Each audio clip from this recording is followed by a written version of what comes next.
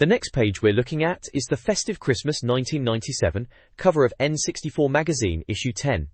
The undisputed headliner is Rare's Diddy Kong Racing.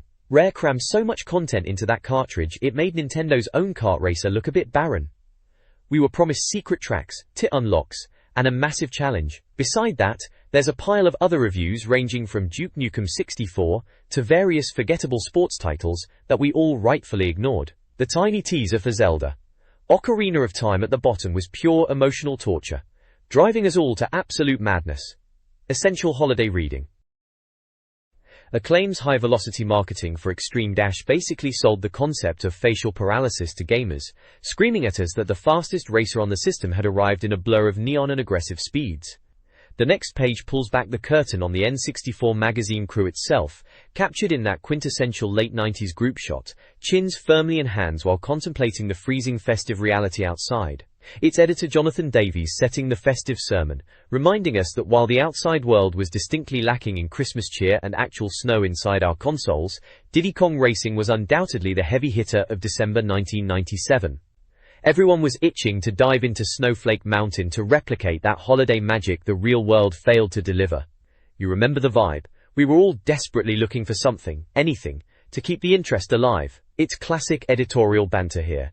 They take a rather brutal, deserved swipe at the sorry state of football titles like FIFA 64. There's a specific biting joy in how they handle it, acknowledging that even at Christmas, when the shops are bursting with festive tat, buying a genuine duffer is still just setting your hard-earned cash on fire. Rare really knew how to monopolize the N64 at that time, and Diddy Kong Racing felt like such a significant step up in scale, promising content that made the competition look like an empty shell. This editorial approach was their hallmark, balancing the genuine hype for a game-changer like Diddy's debut, with a total intolerance for mediocrity. They understood exactly what a player's living room looked like at the time, and they weren't afraid to act like the smartest people in the room, because, usually, they were. If you were sitting there with this issue in your hands, you knew the festive period was sorted, provided you ignored the EA marketing budget and stuck with the monkey. This page serves as your festive battle map for Christmas, 97. The headline act is undoubtedly Diddy Kong Racing, the N64's darling savior effectively daring you to waste the entire holiday hooked to the machine. They've squeezed in the standard mix of import curiosities like Puyo Puyo Sun 64, and those predictably dire licensed football titles perfect if you genuinely enjoy paying good money for crushing, glitchy disappointment. While they dangle the monumental, lingering promise of Ocarina of Time to keep the heartbeat rising, you're essentially left with a detailed checklist of ways to surrender your holiday freedom to the television. The next double-page spread serves as the gaming press's equivalent of a hysterical fan at a concert, practically foaming at the mouth over the mere concept of Zelda 64. Back in late 1997, the editorial team wasn't even entirely convinced that Ocarina of Time was the title that would stick, casually tossing the name around as if the marketing suits would rebrand it to something else by the following Tuesday.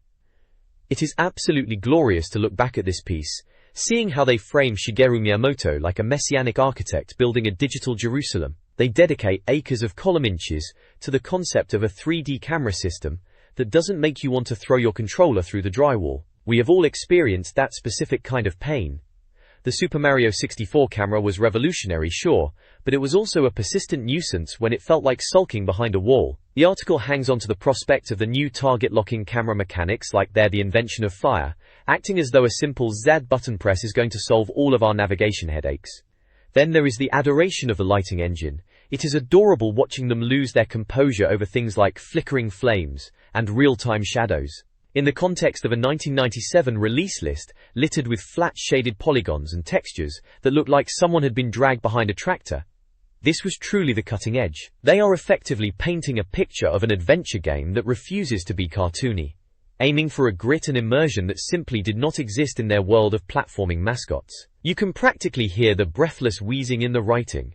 They are treating the game's visuals with a religious awe, convinced that any second spent not playing this, even though the developers clearly hadn't finished the lighting code, is time wasted. It serves as a stark reminder of the monumental weight this title carried before it even touched a shelf. The editors weren't just reviewing a game, they were lobbying for an entire platform's survival. While they are busy fawning over every leaked screenshot of Link standing in a tunnel or peering at a fairy, You get the distinct sense they were betting their entire reputation that this project wouldn't crash and burn. Of course, looking at the history books, the hubris was justified. But in this specific issue, it feels like the editors are desperate to speak this masterpiece into existence, simply so they don't have to keep writing previews about it for the next 5 years. It's pure, distilled 1997 impatience at its absolute finest. Next, we have the industry's version of a fan-written love letter that somehow got signed off by the editors. The Legend of Zelda: Ocarina of Time was the massive, hulking elephant in the room that every gamer in 1997 was forced to acknowledge. The spread captures that frantic energy, treating every pixelated reveal of Link's model like a visit from a deity. It is difficult to overstate how much oxygen this title consumed.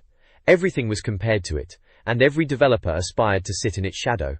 You gaze at the breakdown of the enemy encounter's skulls, floating monstrosities, spider-like creeps, and you realize the publication was struggling to wrap its collective head around 3D collision detection and intelligent enemy patterns. To them, the ability to simply lock onto a foe and strafe around it was tantamount to the discovery of fire. It is delightfully archaic to read these lines about real-time shadows, as if the flickering dark patch beneath a character model was the absolute pinnacle of technical achievement. It was, of course, but it still makes one smirk seeing it celebrated with such profound gravitas. The section concerning the horse, Epona, really digs into the subconscious desires of every player spending their late nights with an N64 controller. The writer has this cheeky air, practically daring the reader to admit they are secretly longing to trot across Hyrule like a hero on a valiant steed. They were entirely right to call it out. The very idea of having a dynamic, biological transport method that wasn't just a static menu selection felt genuinely wild at the time. It shifted the scale of the experience from a contained environment to an expanse that actually required travel. And 4 legs made that transition feel substantial. Then we come to the section on megabits and the fabled 64DD. There is a palpable amount of tech geek hand-wringing here about the storage constraints of a physical cartridge. Seeing the writers obsess over whether 256 megabits was sufficient for this scale, whilst pinning all their hopes and dreams on a disk drive expansion that essentially withered on the vine before most players could ever get their hands on it, is almost tragic. It captures the sheer ambition, bordering on madness, of that developmental cycle. They truly believed that the development team could do no wrong, and looking at the eventual legacy, one struggles to argue the point, even if their blind optimism regarding secondary hardware was tragically misplaced. Lastly, the brief mention of the ocarina itself as a musical device feels delightfully silly. Pondering if one might belt out a pop hit just to improve their combat prowess demonstrates the severe lack of hard information the press had to work with at the time. The editors were scrabbling, tossing theories at the wall to see what stuck before the full release. They were essentially filling white space with desperate, wide-eyed guesses, trying to manifest the ultimate game into existence.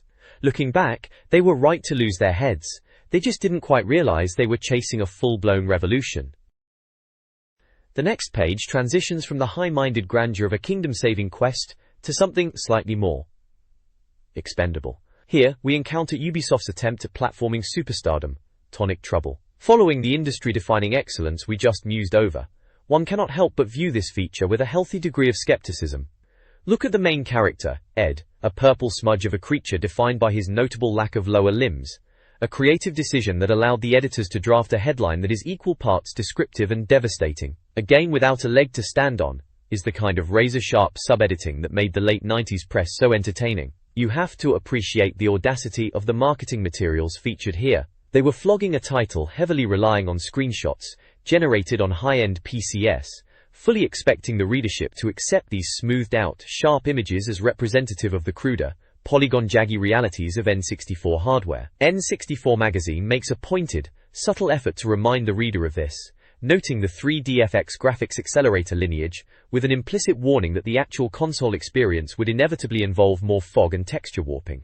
The accompanying text is desperate to build hype for an eclectic roster of supporting figures, dubbed the storyteller, the knight, the nut, and death. It feels like a fever dream of character concepts, born from a desperate urge to distinguish this project in a landscape that was quickly becoming overcrowded with mascots. You look at these characters now, this disjointed assortment of models, and you can sense the confusion in the writing. The authors aren't sure if they should be genuinely impressed or just baffled by the design, masking that hesitation with typical, breezy, detached sarcasm.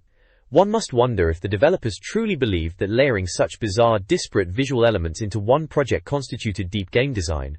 The mention of Napoleon alongside a mummy serves as a hilarious snapshot of an era when developers thought random equaled clever. We were all bombarded by this trend back then, weren't we? It was the year of the 3D mascot, where every studio attempted to capture the lightning-in-a-bottle fluidity of Mario 64, rarely stopping to ask if they actually understood what made that fluid movement fun in the first place.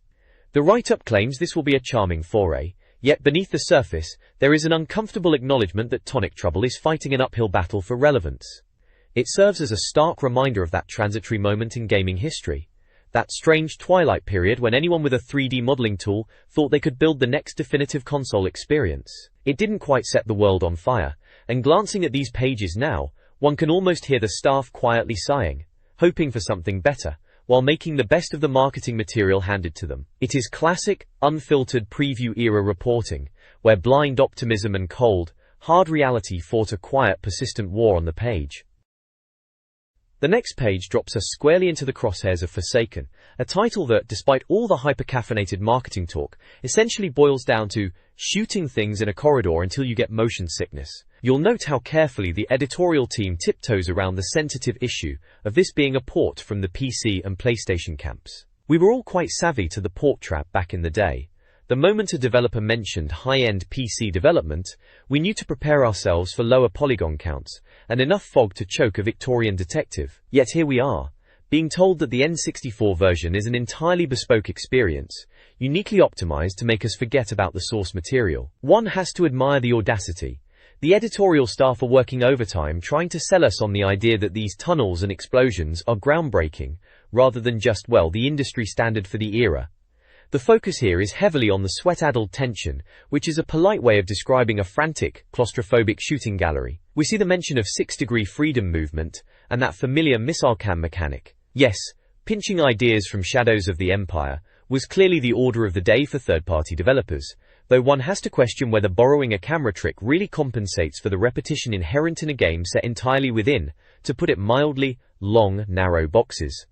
The description of the weapons feels like someone raided a futuristic dictionary of buzzwords. You have your pulsars, your pyrolites, and your trojaxes, a delightful collection of nouns that sound less like military hardware, and more like items from a catalogue for a dodgy interstellar construction site. The magazine makes a desperate, valiant effort to make this sound like a death race, but when you look at these screens, it's unmistakably just a hoverbike flying through more dimly lit pipes. The claim that it has spectacular visuals relies heavily on the hope that the reader finds realistic flares and lighting effects captivating enough to distract from the inevitably repetitive geometry. You'll surely remember the era when Future Shooter was stamped on just about everything in an attempt to capture that gritty, industrial, post-apocalyptic vibe that every studio thought was the key to unlocking teenage spending money. This preview captures that peculiar mix of genuine developer enthusiasm and corporate padding. We're being promised massive loot gathering and frantic multiplayer, the bread and butter of every shooter that failed to be the next GoldenEye. Is it going to be a masterpiece, or just a competent diversion while we waited for something truly essential to land in the cartridge slot? Looking at this copy, you get the distinct sense that the journalists aren't entirely sure, covering their bases with praise for the technology, while clearly maintaining a healthy distance from the actual soul of the game. It's an interesting glimpse into a time when publishers were just hurling high-speed corridors at the console, and hoping the controller-wielding public would bite. Whether or not it stuck the landing, well, that's a story for the reviews, isn't it? Next we have this rather grand dramatic report from the Keiku 97 Space World event. It serves as a reminder of the sheer intensity with which magazines championed Nintendo during that era. It feels less like an industry trade show report, and more like a tactical briefing for an army about to stage a counteroffensive. That headline, "Space Up Your Life," is peak 97 cringe shamelessly jumping on the cultural zeitgeist just because a certain British girl band was top of the charts at the time. The editorial team certainly had a flair for turning industry marketing jargon into a pseudo-religious crusade, with the unspoken mission being to ensure everyone in the West believed Nintendo was still the undisputed king of the hill. The star of the hardware show was the 64DD, or as we should perhaps call it, the greatest expensive paperweight ever designed. It is honestly humorous, looking back at the optimism printed here. We were convinced that a disk drive expansion was the key to expanding the N64's lifecycle. There is such profound desperation to believe that an add-on would somehow bridge the gap between their storage limitations and the perceived freedom of competitor seeds. You can almost feel the writer's heartbeat rising while they discuss its potential, utterly blind to the fact that it was destined to be a rare curiosity rather than a revolution. And then there is the elephant in the room, Ocarina of Time. Mentioning this game was effectively a mandatory religious requirement for any journalist worth their salt in 1997. They didn't even need to write about it really. They just had to put the name near the top of the page, and readers would go wide-eyed with anticipation. The editorial staff here handles the "where is the finished game" elephant quite gracefully, choosing to hype the possibility of it rather than dwelling on the agonizing wait. It highlights that universal experience where we were constantly reading about the potential for greatness, trying to ignore the cold, hard reality that we were mostly just waiting in line for the Holy Grail. As for that monumental sidebar filled with dozens of games to watch, I will refrain from dragging you through every single entry, as reading that much repetitive optimism would be exhausting. It captures the frantic energy of a publisher just throwing everything at the wall to see what would stick, or at least distract us from the fact that competitors were gaining ground. We see a mix of obvious hits, like the sequels for Mario and Friends, and then some titles that sound like absolute fever dreams today. They genuinely believed, or at least desperately hoped, that all of these would hit the high notes. It's a wonderful artifact of a time when we still believed that a massive list of software alone was enough to keep a platform afloat. Looking at these screens and reports, you get a palpable sense of the time. It was competitive, it was hopeful, and for anyone clutching their grey controller, it felt like the only world that mattered. Next we find the magazine once again acting as a battlefield dispatch, obsessed with comparing N64 figures against the competition, because apparently reading about retail spreadsheets was just as vital as playing the games themselves. It is amusing to see the frantic energy directed at these hardware war stats. There is even a tiny segment devoted to the public's excitement over a promotional photography contest, presumably involving GoldenEye fans queuing outside a Comet store, the most glamorous image one can conjure from 1997. It is peak consumer culture from the era, wasn't it? Then we descend into the murky, plasticky depths of new goods, or what we might better call third-party hardware that should have stayed in the drawing board phase. We have the Macopad and the Superpad, both from Interact, masquerading as viable alternatives to the perfectly functional, if prone to wear, Nintendo Pad. The audacity to give these controllers a positive score hovering around 70 to 80% is the sort of journalism that would make you want to physically shake the reviewer. Trying to use these monstrosities felt less like gaming and more like conducting hand therapy exercises. They had extra buttons and transparent plastic, the design trends of the day, yet you only needed one session of attempting to use those, for want of a better word, experimental shoulder triggers to realize why Nintendo kept a firm grip on the market. They were truly wretched contraptions for anyone with actual human-sized hands, yet there they were, hailed as sensible. If sensible means suffering, they certainly hit the nail on the head. But move your eyes toward the center of the page, and the mood changes completely. We have the sacred scripture of the time, Whispers of Super Mario 64 2. In retrospect, reading about this is enough to induce a bittersweet sigh. We were hanging on every syllable uttered by Miyamoto. The dream of four-player simultaneous split-screen, utilizing the 64DD as some kind of holy grail, was intoxicating back then. Everyone was utterly convinced this sequel was imminent, ready to solve all our storage woes and provide the definitive platforming experience of the coming decade. It was the absolute peak of industry hope, the naive belief that a Japanese trade show announcement meant a confirmed, stamp-date arrival on our living room carpets. Looking back, we know how the cards played out, with the 64DD largely fading into a curious, expensive footnotes of gaming history, and this specific, elusive sequel effectively vanishing into the ether. It's a wonderful reminder of how we spent those months convinced that every teaser was the start of the end of the line, rather than just the beginning of a very long, long wait. As for the side, that aggressive advertisement for Diddy Kong Racing makes its presence felt with a suitably dinged-up helmet graphic. It's an effective bit of branding, aggressive, punchy, and selling the dream that your N64 was essentially a powerhouse of guts, speed and savvy, not just a place for Mario to loiter. It remains, undeniably, one of the finest kart races to grace the hardware, a sprawling adventure that proved karting didn't need to be solely restricted to circular tracks and turtle shells. If you wanted something with a bit more of an epic feel than a typical race, you were likely sold on this within seconds of seeing that advert. The next page is a grab bag of correspondence, staff antics, and 64DD vaporware. The N64 board shows the editorial team soliciting fan mail and, bizarrely, Akira cells to decorate their office. The Mario artist snippet captures the era's doomed optimism about creative 64DD peripherals that few actually bought. Meanwhile, the Lilat Wars contest winners get a fleeting mention, cementing their legacy as the folks who prioritized point chasing above all else. As for the Virgin Megastore advert, a functional plug for the N64 console, GoldenEye, and Diddy Kong Racing Essential Kit for those who hadn't yet realized what constituted a truly great gaming library. The next double-page spread screams Merry Fistmas in a desperate, frantic attempt to convince us that the Nintendo 64 was suddenly a haven for fighting game connoisseurs. In 1997, that was a tall order. We all remember the drought. While the machine was conquering the world with 3D platforming, we were practically begging for anything, to fill the competitive fighting gap. The irony of this headline is palpable. We were receiving gifts, all right, but most were essentially lumps of coal in digital packaging.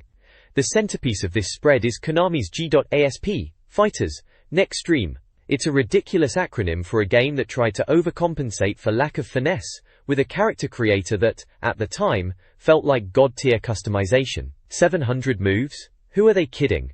We'd be lucky if the collision detection worked consistently for a single jab. Yet, we looked at those early polygonal screens, saw the creator character text, and we salivated. That's just what we were like. We were easily swayed by the novelty of tinkering with digital action figures, even if the engine driving the action underneath likely had the turning circle of a canal barge.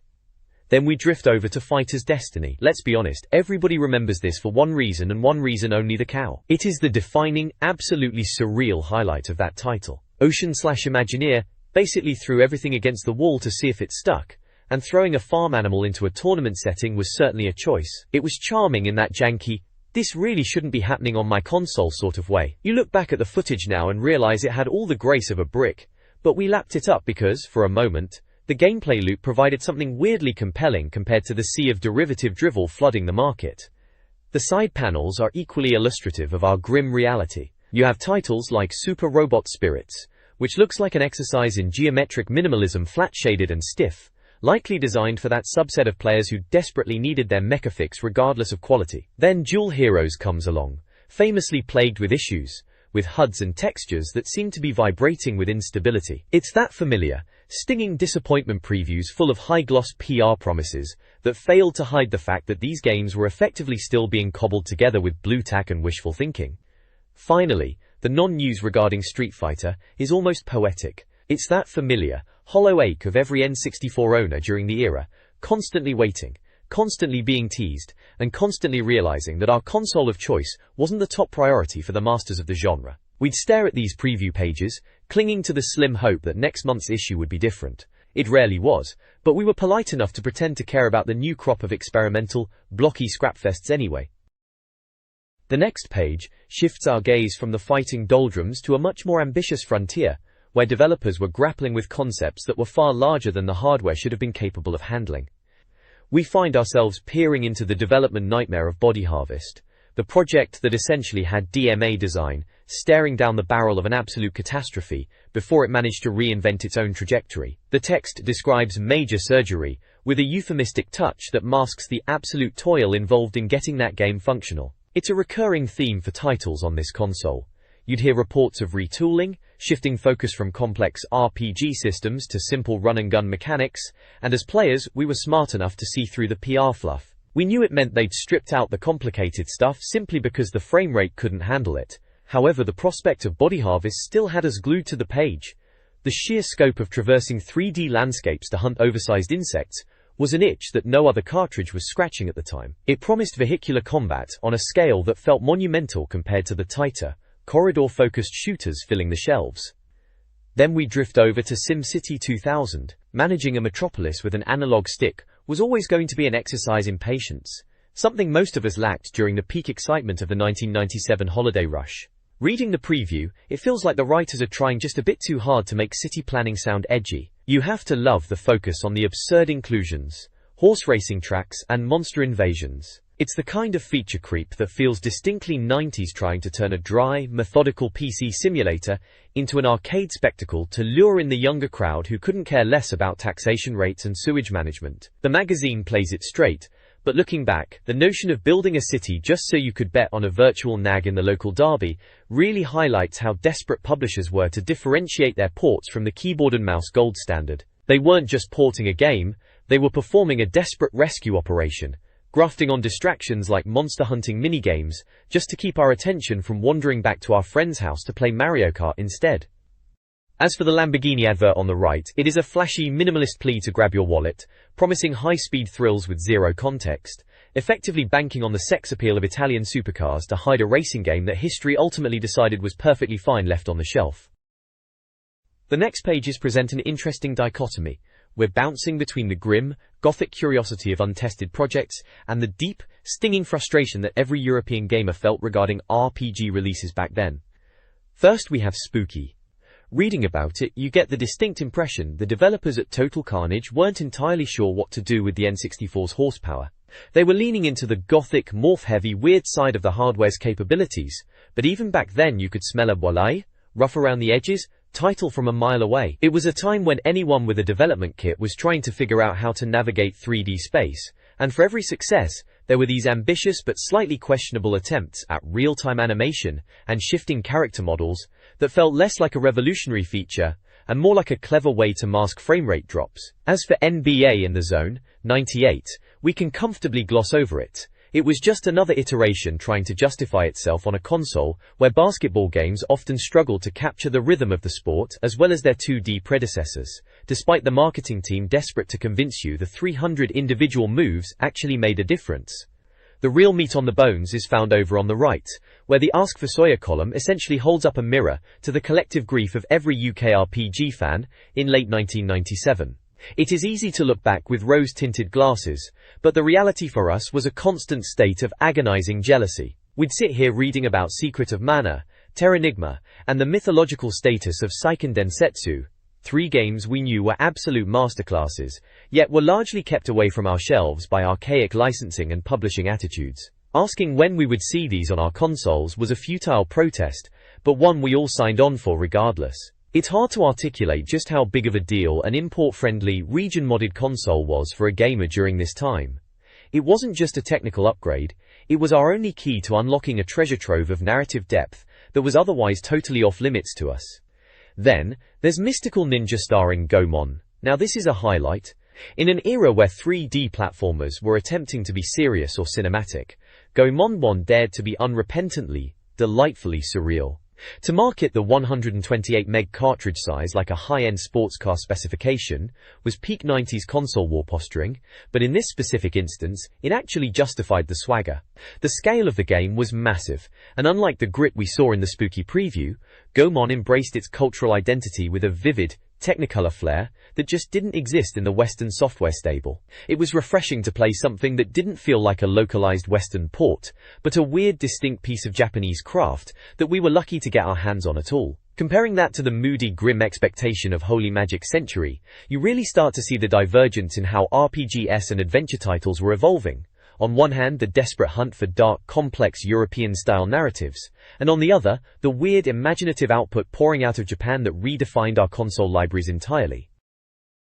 Next, we have a page that acts as the industry's attempt at clairvoyance, listing every upcoming title as if developers hadn't already planned their inevitable delays. It's the standard release spreadsheet that every magazine crammed in, offering us hope that long-promised adventures would magically manifest on our doorsteps right on schedule. Which, let's face it, they rarely did. Glancing at the charts provided, it is consistently tedious to see the same handful of titles holding onto the crown across the UK, Japan and the US. It serves as a stark reminder that while we dutifully studied the release schedules hoping for the next big thing, we were all still just burying ourselves in the same handful of established blockbusters. It proves that despite the feverish anticipation of the era, the platformers and kart races we'd already purchased were the only things consistently stopping us from gathering dust. Regarding the full-page spectacle opposite, we have a bold, dramatic splash for Top Gear Rally. It delivers all that high-octane marketing bravado about adjustable suspension, custom spray shops, and multi-camera replays to convince us it's the fastest racing simulation currently gracing the console.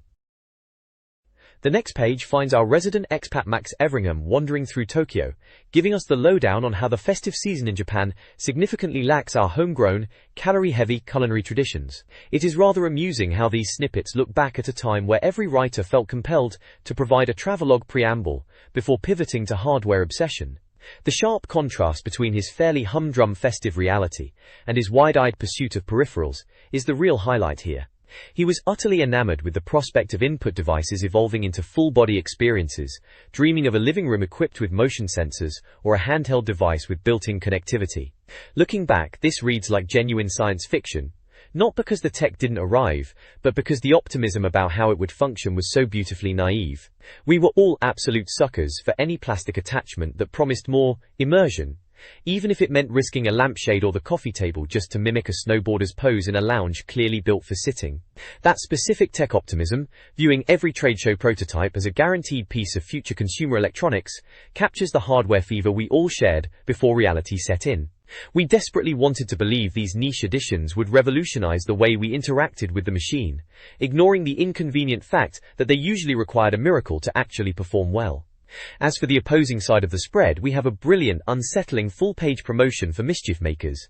The advertisement is designed as a stern medical release form from the Tokyo Sanitarium, declaring Marina Lightyears to be a volatile, unhinged subject who essentially demands constant supervision. It is a fantastic piece of marketing that perfectly mirrors the frantic, erratic, and undeniably unique energy treasure instilled into their titles during this period. This page sets the stage for the review section, acting as the judge and jury for your collection. Looking at that prominent image of Diddy Kong grinning behind the wheel of his hovercraft, it reminds you just how heavy the weight of expectation was back in the winter of Selly, 97. Rare had built an untouchable reputation for excellence, and with Diddy Kong Racing, they didn't just hand us a kart racer, they gave us an entire world to explore, with adventure, secrets, and a sense of scope that made competing racers feel a bit, well, simplistic by comparison. That cheeky smirk of his was the definitive face of the season, promising hours of replayability before the post-Christmas blues even had a chance to set in. It is charmingly brutal to revisit their guide to scoring. In an era when those chunky cartridges cost roughly a king's ransom, the editorial team's refusal to slap a Stargame badge on anything without finishing it properly speaks to the stakes of the time. There was no digital refund policy. You paid your hard-earned pocket money, you peeled off the seal, and you were committed. Their color-coded star system essentially told us whether we were buying a treasure or a tragic waste of silicon. It was an economic reality check masquerading as a design feature, reminding us that with the limited library available, a sub 50% rating wasn't just a low score, it was a personal insult.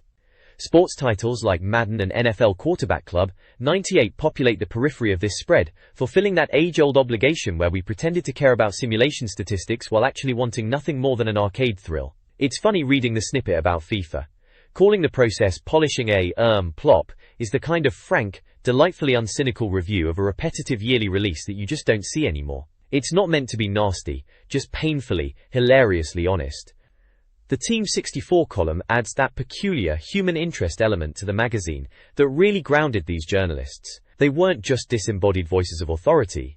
They were people admitting to staying up all night playing Puyo Puyo Sun or wrestling with Duke Nukem controllers until their hands ached. Seeing the editors highlight their favorite titles through personal, anecdotal blurbs humanizes the whole affair, transforming the cold, clinical data of scores and stats into a living conversation about what actually played well versus what just looked the part in a box. It's an effective layout, even if the arena title screams a bit more aggressively than the actual content inside warrants. You didn't just read these pages, you studied them like they were gospel before making the treacherous trek to the game's retailer.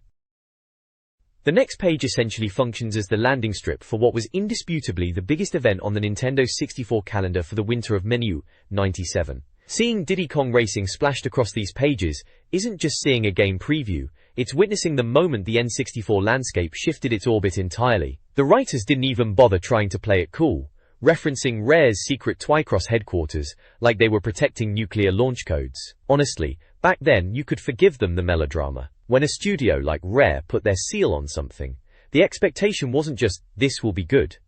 The expectation was that your life was about to be put on hold for a minimum of 40 hours. Look at the way they lay out the structure of the race meet. It's framed not merely as a set of courses, but as a grand excursion, a motorsport pilgrimage from the prehistoric dino domain, right through to the shiny, ambitious sci-fi heights of future funland. It is refreshing to see them treat a kart racer with the kind of logistical weight you'd usually reserve for a flight simulator or a complex management title. That's what separated Diddy Kong Racing from the rest of the pack, isn't it? It didn't just hand you a roster and tell you to drive left, it handed you a world. It gave us that overhead map, those collectathon goals, and the undeniable requirement to unlock everything through skill, rather than just drifting by the seat of your pants. Speaking of that roster, have a good look at who they've shoved in the pilot's seats. It is an eclectic mix of faces, with Tip Top the Turtle looking perpetually surprised that he's participating in a high-speed motorsport event, and Pipsy floating about in her hovercraft as if she's got everything under control. Seeing Banjo and Conker there popping up in an early karting context reminds you of the studio's peculiar interconnected confidence back before they had their own expansive solo adventures. They were just part of this wonderfully warped rare ecosystem. And the vehicle versatility, don't get me started. We went from basic karting in that other Italian plumber's racer, to suddenly needing to master the distinct physics of the hovercraft and the propeller plane. It sounds trivial now, but the friction physics on the water and the sheer responsiveness of the aircraft felt like genuine sorcery for 1997. This page serves as an comprehensive manual for the initiation ritual. The sidebar indexing the guide implies you needed more than just reflexes, you needed an education. Between the drivers, the power-ups, which, let's be honest, we memorized faster than our times tables, and the necessity of learning race organization to tackle the silver coin challenges, it was an arduous climb. But the payout?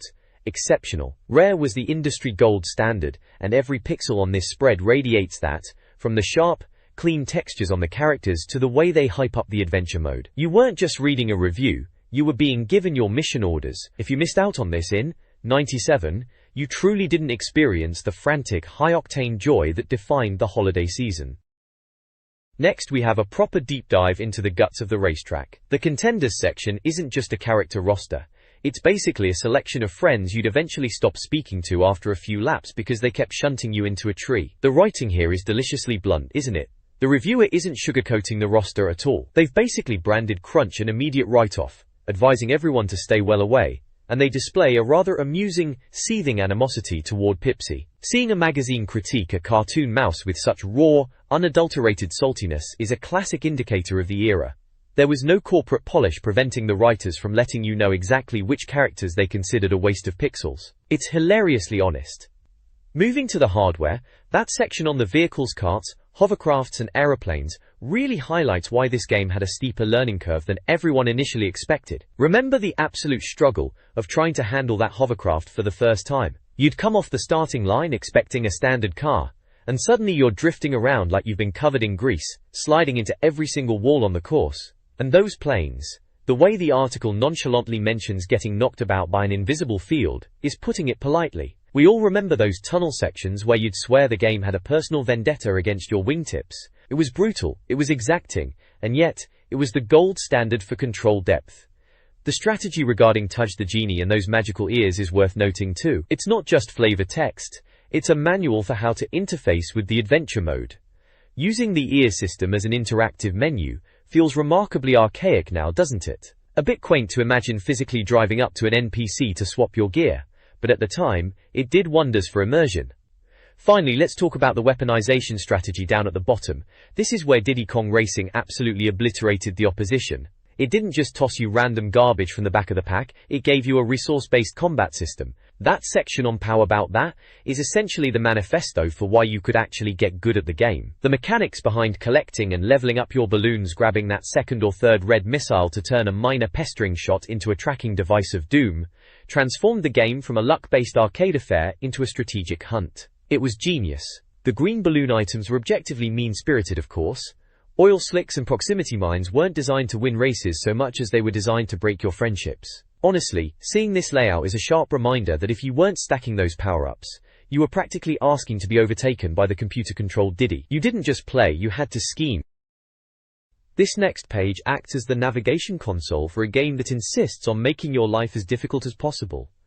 The sheer audacity of turning a go-kart racer into a structural logistical exercise is almost admirable, in a sadistic sort of way. We're looking at a flowchart that would look perfectly at home on a frantic, red-inked briefing board during an invasion plan, rather than in a bright, chirpy magazine guide for a colourful racing game. Look at that worlds in motion diagram. It basically spells out the inevitable trap. The developers clearly thought the standard race structure wasn't draining enough, so they implemented a cyclic hell. Race the track, beat the boss, chase down those elusive silver coins, then double back to embarrass the boss a second time just for good measure. You've got to admire the loop they've locked us into. You aren't just playing through a selection of cups, you're engaging in a mandatory grand tour. And God help you if you haven't mastered the individual mechanics of every single world before moving on to the next.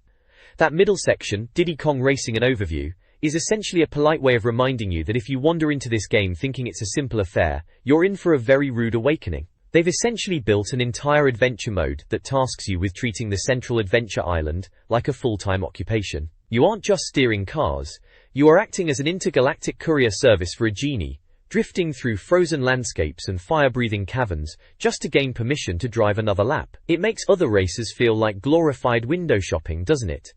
The bottom section on controls, honestly, they aren't even pretending you'll pick this up intuitively. That technical breakdown of the analog stick and button modifiers for the kart, hovercraft and aeroplane configurations makes it sound like you're trying to pilot a commercial airliner on the tarmac. There is a rigid, unforgiving precision required here. Most of us have likely spent hours shouting at the screen because we misread a turn on a hovercraft, or tried to corner an aeroplane like it had the grip of a four-wheeled cart. The magazine, in its typical dry clinical style, just tells you exactly how to operate the machinery without bothering to offer tissues for your inevitable failures. Then, there's the Final Frontier summary, over on the right. Just reading about that final WizPig race, specifically that little start-all-over trap for the trophy challenges, brings back a very particular kind of high-stakes, sweat-inducing pressure. The goalposts keep shifting. Just when you think you've seen the credits, they remind you there's an entire sub-layer of perfectionism required. It's the ultimate, do your homework or fail, mechanic in an era before online tutorials could guide you by the hand. They wanted you to work for every victory.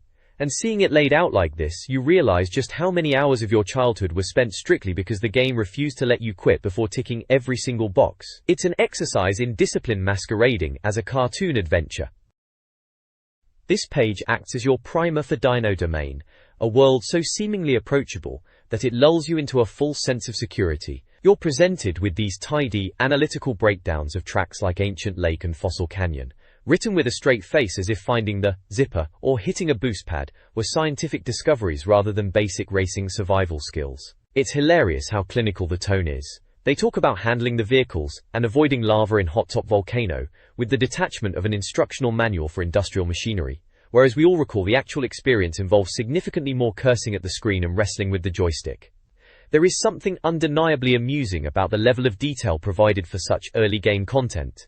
The editors dissect these tracks as though they are intricate puzzles, pointing out shortcuts like that bridge-skipping jump on Jungle Falls or the ideal entry for the Dino Skeleton Tunnel. It highlights exactly what set the standard for the genre back then. The game designers expected absolute precision, and the magazine ensured you had no excuse for mediocrity. They are grooming you to be a perfectionist before you even know what has hit you. Then you hit the trophy race, and the boss battle against Triceratops, and the helpful, airy tone of the text almost feels insulting. When they suggest that the objective is to shoot down your opposition, it skips right past the stress of actually lining up a projectile while frantically avoiding hazards. Rare truly mastered the art of making something look accessible in print, while providing a white-knuckle ride on the screen.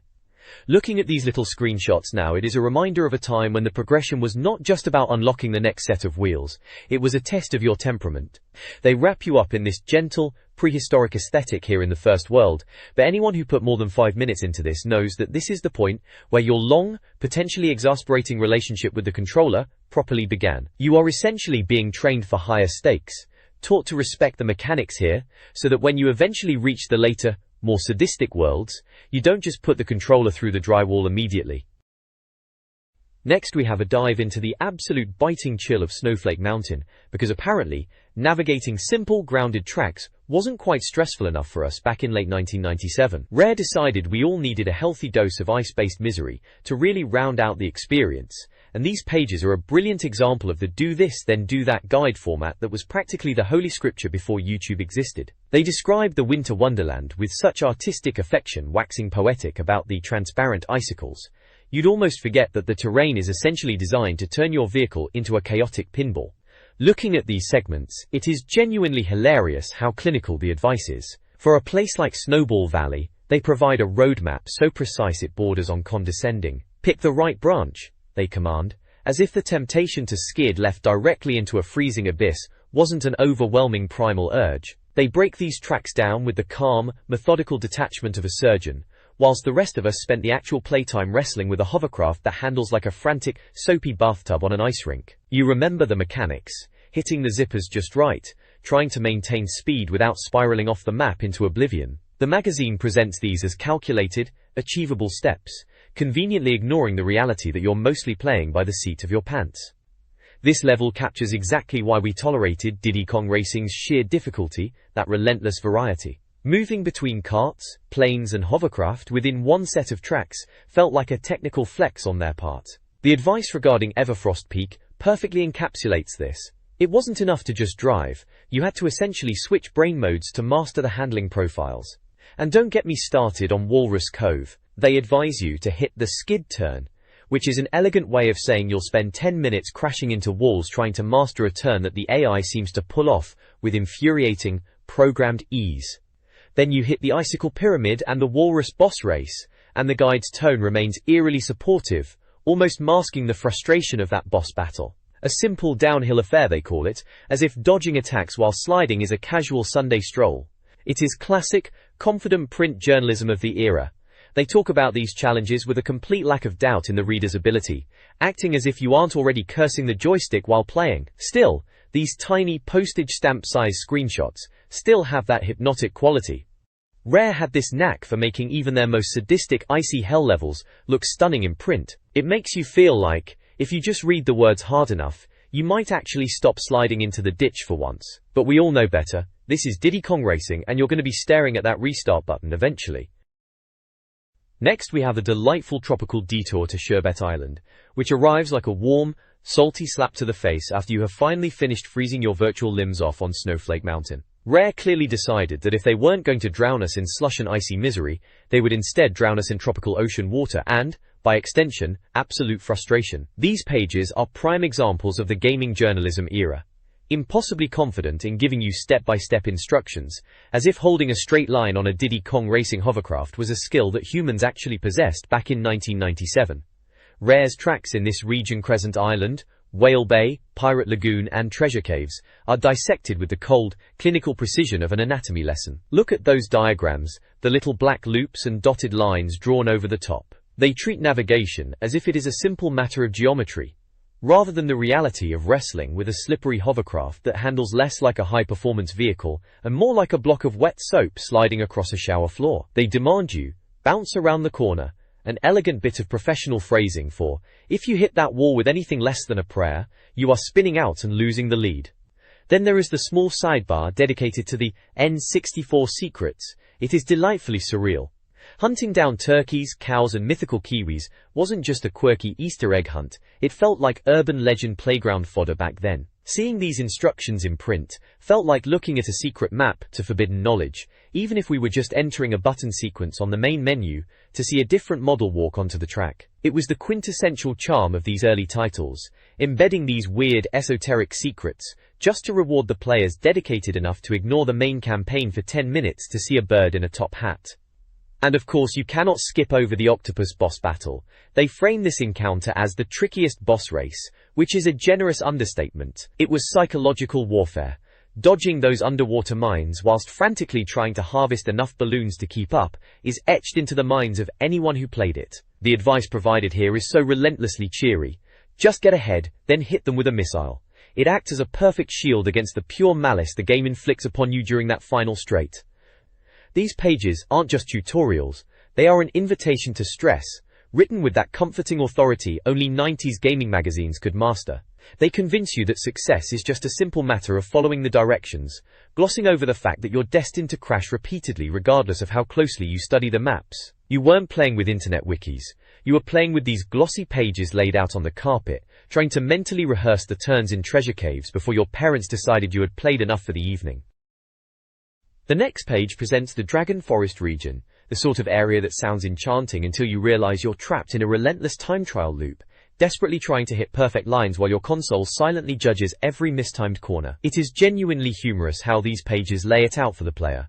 Look at the diagrams, neat little scribbles, logical paths, presented with an almost academic authority. In reality, hitting these lines while your vehicle, often a temperamental hovercraft doing its best impression of a startled moth, is an exercise in thumbstick precision, usually reserved for bomb disposal experts, not preteen Saturday afternoons. Rare certainly had a knack for creating these supposedly whimsical tracks that doubled as subtle stress tests for the player's temperament. Windmill Planes, for example, is presented here with the breezy confidence of a math tutor explaining basic arithmetic. Just pick up the bananas and aim for the zipper, the guide chirps, as if that is the singular challenge. Because, naturally, when you are hurtling toward a hay bale at terminal velocity, your primary concern is the leisurely collection of yellow fruit, rather than avoiding the absolute soul-crushing humiliation of falling off the track. We all recall the specific burning indignity that accompanies missing a speed boost on the final lap, a sensation akin to finding your favorite biscuit tin empty and crushed on the floor. Moving on to Boulder Canyon, the guide leans hard into the complexity of that castle drawbridge jump. They describe these maneuvers with the dry, sterile clinical focus of an engineering manual, completely glossing over the reality. Those thousands of failed attempts where we clip the ramp, spiraling into oblivion instead of gracefully bounding over the moat. Calling the silver coin challenges in Dragon Forest the toughest in the game is an act of genuine malice. Attempting to snatch those glittering tokens while somehow maintaining a competitive racing position was less of a strategic challenge and more of a psychological assault on our collective patience. The Haunted Woods section captures that signature, spooky aesthetic we grew to love, provided we were winning, of course. The tips provided for navigating the zipper paths act as a polite fiction. The game assumes you possess the robotic, frame-perfect reflexes required to exploit every shortcut without clipping a fence. It is excellent advice for those who didn't spend 3/4 of the session wrestling with the camera angles while careening headlong through a digital thicket. Finally, that dragon boss race. A suitably harrowing conclusion. The guides insist that simply gathering momentum and firing a well-timed missile is the winning ticket. It is typical 1997-era gaming optimism. A cheery reminder that if you aren't winning, you're simply not trying hard enough. Just stay ahead of the dragon, they suggest, as if the mechanical beast wasn't a master of rubber banding, lurking right behind your bumper precisely when you thought you had cleared the lead. These pages offer the comforting illusion of control, a map of success in a game that spent its time trying to sabotage your efforts at every hairpin turn, yet we would still hit that restart button, convinced that this time, we would finally nail it. Next up, we have finally ascended to the neon-drenched finish line, Future Funland. After enduring the trials of the earlier regions, finding ourselves here feels less like a victory lap and more like a final endurance test for our weary thumbs. The game chuckles, hands us a futuristic plane, and expects us to navigate laser grids without crying out for mercy. Space Dust Alley is treated with a sort of breezy confidence in this guide, as if keeping a hovercraft from careening off the edge of the world is as simple as making a cuppa. We all know better, that hovercraft controls with all the grace of a trolley, with one stuck wheel. Trying to snag those silver coin challenges here is nothing short of a psychological operation conducted by Rare to see how much one gamer can take before the plastic casing of their controller starts to creak. The real talk happens when the page shifts from solo adventures to the multiplayer scene. It is here that the writer finally puts their foot down, casting aside the PR-friendly veneer to admit that, despite Rare's gargantuan efforts to pack the game with content, it isn't quite the social heavyweight it promised to be. It is a surprisingly sharp critique, isn't it? The publication acknowledges that while this title corrects nearly every structural fault Nintendo's own kart racer stumbled over, it lacks that indefinable it factor when 4 players are crammed on the sofa. DKR's battle mode feels distinctly cold and mechanical, a sort of theoretical exercise in driving rather than the gleeful, rubber-banding chaos that makes a Saturday night racing session unforgettable. The reviewer essentially suggests that DKR is a bit too clever for its own good. It wants to be an epic sweeping campaign, but in doing so, it forgets that sometimes we just want to fire shells at each other, without needing a degree in navigation. The concluding verdict is where it gets spicy. Placing the game at 10% less than Mario Kart feels like a calculated blow. They appreciate the depth and the technical brilliance, awarding a hefty 90% across the board, yet there is this persistent air of hesitation. They clearly adore the craftsmanship, but refuse to let go of the incumbent champion. It is an interesting read that sums up the peculiar era we found ourselves in, stuck choosing between the refined, robust, and rather serious DKR, or the simple, unashamed fun of its rival. It was, in truth, the curse of greatness, a game so good that the only logical criticism was that it wasn't someone else's masterpiece. finished. The next page presents a classic gridiron slugfest that surely reminds many of a specific kind of tedious late 90s afternoon. Here we have two titans of the industry clashing on our favorite console to decide which one could simulate a sport that many of us barely understood with the most graphical flair. It is almost quaint seeing these companies fight so viciously for the title, as if either one actually moved the needle for anyone who wasn't already deeply entrenched in American football lore. First up is Madden 64. Electronic Arts arrived on the scene with that singular ear confidence, eager to convince us that John Madden's digital visage was exactly what we wanted appearing in our living rooms. The reviewer leans into the visual pomp, fawning over the camera swoops and the three-dimensional stadia like they were uncovering a great breakthrough in technical capability. It is the textbook definition of the spectacle over substance approach. If it looks shiny enough, maybe we won't notice that the actual mechanics of moving those awkward athletes feels like piloting a heavily weighted ship. It is, to put it mildly, the glitzy presentation piece designed to draw the eye, masking the underlying stiffness of early 3D character movement. Then, shifting over to NFL Quarterback Club 98, we find a more restrained beast. This was the incumbent, and the tone here is shifted. Where Madden is treated as a shiny new toy, Quarterback Club is viewed through the lens of a weary fan looking for something more cerebral. They harp on about motion capture technology and intricate team management features, essentially arguing that if you want a spreadsheet with a score at the end of it, this is the superior investment. It is quite amusing to watch the publication laud the depth of a game that really just boils down to watching little figures shuffle about. Were we honestly sitting down with an N64 joystick to conduct complex roster management, or were we just waiting for a quarterback to trip over their own pixels? Ultimately, this entire spread acts as a microcosm of the period, an endless barrage of annual releases vying for the attention of a demographic that was, quite frankly, spoiled for choice with platformers and action titles. You have a direct head-to-head here, where both games possess legitimate strengths, yet they both suffer from the same fundamental issue, a desperate need to capture hyper-realism when the hardware really wasn't quite ready to deliver the goods. Choosing between the two feels like selecting a slightly better way to be frustrated. For those who truly cared about the NFL, it was a tense battle of visual fidelity versus deep strategy. For the rest of us just passing through, it is a curious glimpse into a time when publishers were convinced that yearly updates of these simulations were what players truly desired above all else. The next page dives headfirst into the dizzying, often painfully tedious array of camera angles offered by our two gridiron contenders. Apparently, in the frantic scramble of the late 90s sports market, the true differentiator for these titles wasn't the play-calling intelligence or the fluidity of movement, but rather how many different ways you could watch your blocky athletes stumble through the mud. The magazine editors seem genuinely enamored with these technical granularities, offering extensive breakdowns for everything from the Madden Cam to a Creator Cam function. One has to ask if players actually spent time carefully calibrating their viewing angle, or if they were just looking for the easiest way to ignore the screen entirely. There is something tragically humorous about this obsessive focus. We were being promised total immersion, yet the reality of the era was staring through 24 viewpoints just to watch a mess of low-polygon collisions. The writers highlight that there are 27 viewing options across these two games, a staggering statistic that surely excited nobody on the planet who had already experienced the actual potential of the hardware in other genres. Why on earth would you spend precious afternoon hours debating the merits of a blimp cam versus a helmet cam when you could be doing literally anything else with your controller? The preoccupation with which way to look really highlights how desperately developers were attempting to force high-end simulation realism onto a machine that, while capable of greatness, really wasn't the home for professional-grade coaching suites.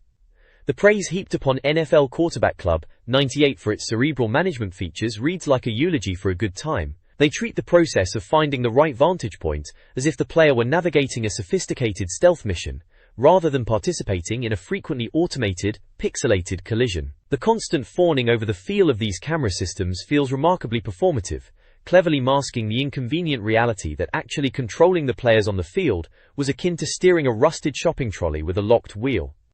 It serves as a stark reminder of that particular console era. While legendary titles were busy setting new standards for movement, design and atmosphere, these simulations were locked in a quiet, competitive race to the bottom, squabbling over menus and menu-driven viewing dynamics. The reviewers truly seemed to believe this mattered, painstakingly comparing the accessibility of the play selection. For the average reader just trying to figure out which game might actually provide a modicum of excitement, these deep dives into the mechanics of the camera were about as helpful as instructions on how to properly sit on a chair, especially when the final on-field experience inevitably resulted in stiff mannequins shuffling around the grass.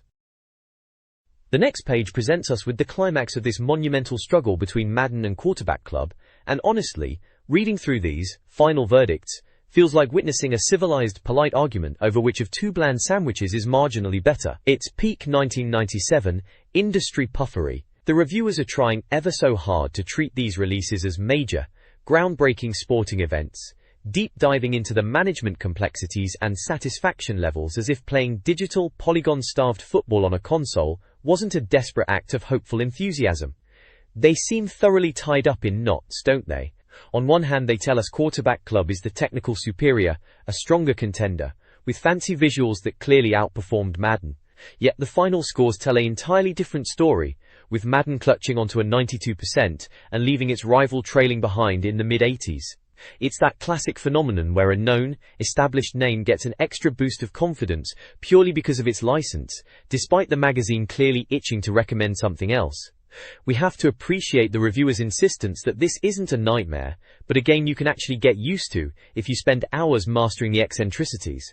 What a pitch! Imagine having to undergo professional training just to play a round of console sports without throwing your controller out of the window. They praise the intuitive nature of Madden, yet simultaneously suggest it isn't the king of the gridiron anymore.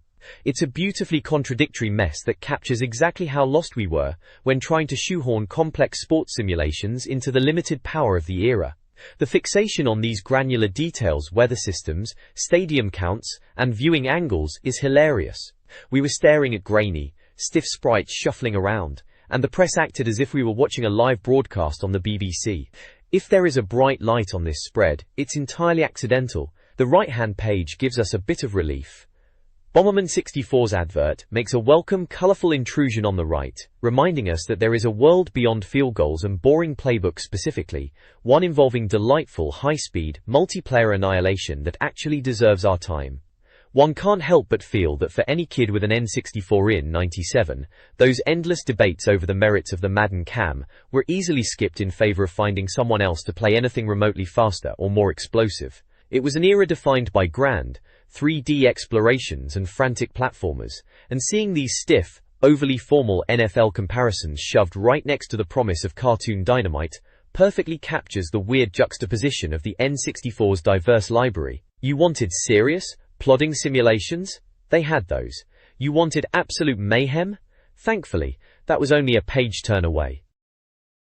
The next page brings us face to face with Automobili Lamborghini, a game that seemingly exhausted its entire development budget just on the licensing agreement for that long, fancy title. After leaving the dry, statistics-heavy battlefield of NFL Sims, one would hope for a sharp, adrenaline-pumping racing experience to cleanse the palate. Unfortunately, what we get here is something that screams rushed budget filler, almost as loudly as the Ferrari-baiting red beast on the cover.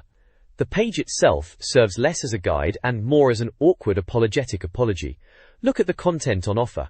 Only 6 tracks in total? For an N64 racer, that's not just lean, it's bordering on professional malpractice. They've split these 6 into 3 categories: country, city, and beach, as if trying to provide an illusion of variety to anyone paying full price. The reviewer doesn't mince words either, noting that the beach level is yawnsome, which is frankly one of the most polite ways to describe a piece of software that clearly fails to provide even a hint of stimulation.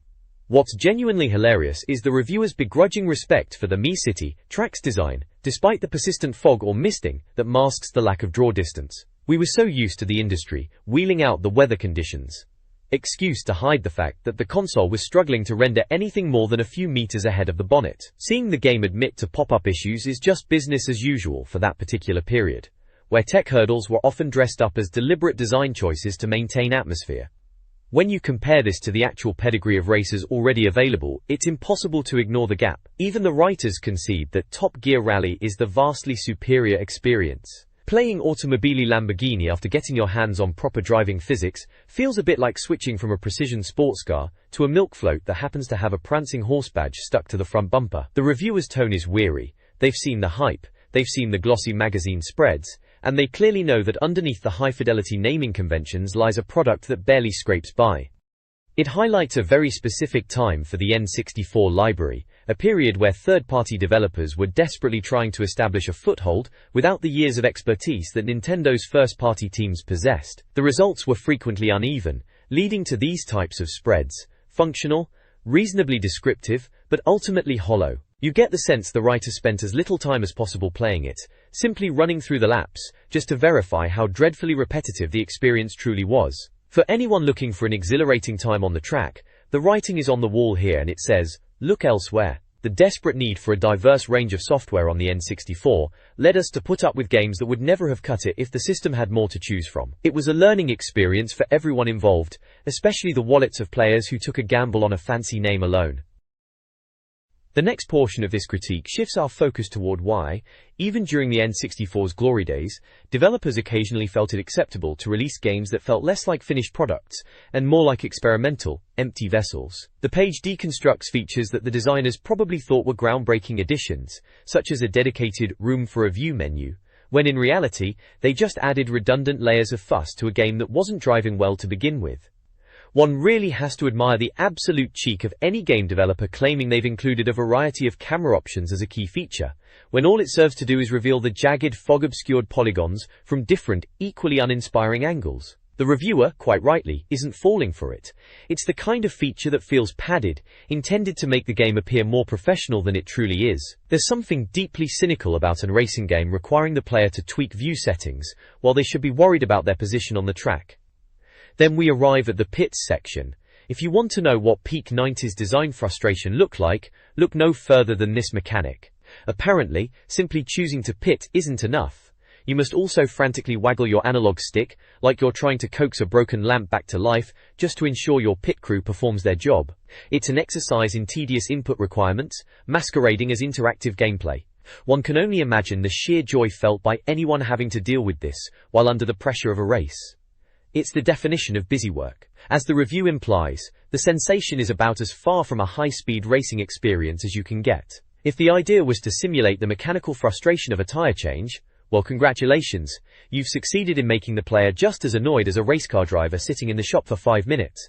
The floor player sidebar really drives the nail into the coffin regarding technical limitations. We all knew that performance struggles and frame rate dips were practically synonymous with certain third-party titles on the hardware, but hearing it described in such grim detail, especially the slowdown that cripples the game as soon as 4 cars compete, reminds us of the darker side of that console cycle. They mention the audio being terrible, a blunt and damning assessment that pretty much confirms the entire audio-visual package was a wash.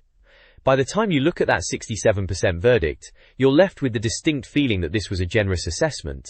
It's categorized with lukewarm stats, nothing that stands out, nothing that challenges the genre leaders, just an entry that occupied shelf space during a time when we were hungry for any software we could get. It wasn't about the thrill of the race anymore. It was about wondering why you spent the money in the first place, trapped on a limited number of tracks, performing menial chores for a computer-controlled pit crew, all while hidden behind a veil of perpetual mist. It remains a stark reminder that even in an era we look back on with fondness, there were plenty of misfires that proved simply having a high-end, iconic brand on the box meant absolutely nothing. The next page sees us peering into the offices of EA Sports, as they scramble to remain relevant in the shadow of the colossal Konami masterpiece that is International Superstar Soccer 64. We have all seen the trend. FIFA was previously synonymous with, shall we say, a rather experimental approach to football, often prioritizing a shiny box and official licenses over anything resembling actual ball physics or decent player movement. But here we have FIFA 98, Road to the World Cup, and credit where credit is due, they have finally put in the effort. The magazine highlights 5 great features, which in reality were just essential quality of life adjustments needed to stop the franchise from being a laughingstock. Finally, we are not limited to generic, fake team rosters. The licensing acquisition was, at the time, the primary reason anyone would even look at the box. Representing real national teams adds a layer of engagement that was completely missing from its predecessors, turning a shallow arcade knockabout into something that actually feels like a proper sport. The tactical side of things has been beefed up, with EA finally giving us the ability to handle formations and substitutions, as if we were actually sitting in the dugout rather than on a sofa. They even threw in a directional arrow for set pieces, presumably because, in earlier titles, the average player would consistently sky the ball into the third row if left to their own devices. They have added features for team and kit customization too, allowing users to tinker with the roster. It is a tacit admission that their core gameplay needed more depth to stop people from drifting away. However, don't let the marketing gloss fool you into thinking this has somehow toppled the kings of the genre. The reviewer remains clear-headed about the limitations, acknowledging that while things have improved, the gameplay still suffers from what they term a sticky feel. The players still appear to move through treacle, and there are ball animation quirks that betray the limitations of the game's underpinnings. It is that classic generational hurdle. A game that looks wonderful in static, high-res screenshots, but immediately reveals its clunky, stiff-jointed nature the second the whistle blows. The 83% score provided is remarkably generous, painting this as a surprisingly decent effort. It clearly suggests that EA had finally found the right track, even if they hadn't quite crossed the finish line of quality. N64 remained the gold standard, the only real choice for those who cared about authentic, fluid football. FIFA 98 brings all the presentation and official bells and whistles, but it remains a secondary experience. It's the game you put in when you want to look at official team jerseys, not the one you play when you want to feel the real thrill of the sport. A notable upgrade from previous disasters, certainly, but it's still playing second fiddle to a superior rival. The next page welcomes the man, the myth, the pig-polishing legend that is Duke Nukem, making his grand entrance onto Nintendo's hardware. You remember the anticipation. This wasn't just another shooter, this was the shooter, ported over, with all the edges sanded off that might have offended the powers at Nintendo. That headline, which frankly notes that Nintendo's censors went through the game like a giant Kleenex, tells the whole story. We were essentially given a PG-rated version of the most testosterone-fueled wrecking ball in PC gaming history. It is rather comical how they attempted to sanitize a cigar-chomping alien killer. But for those of us without a dedicated high-end gaming PC to run the original, having this on our grey machine felt like holding forbidden fruit.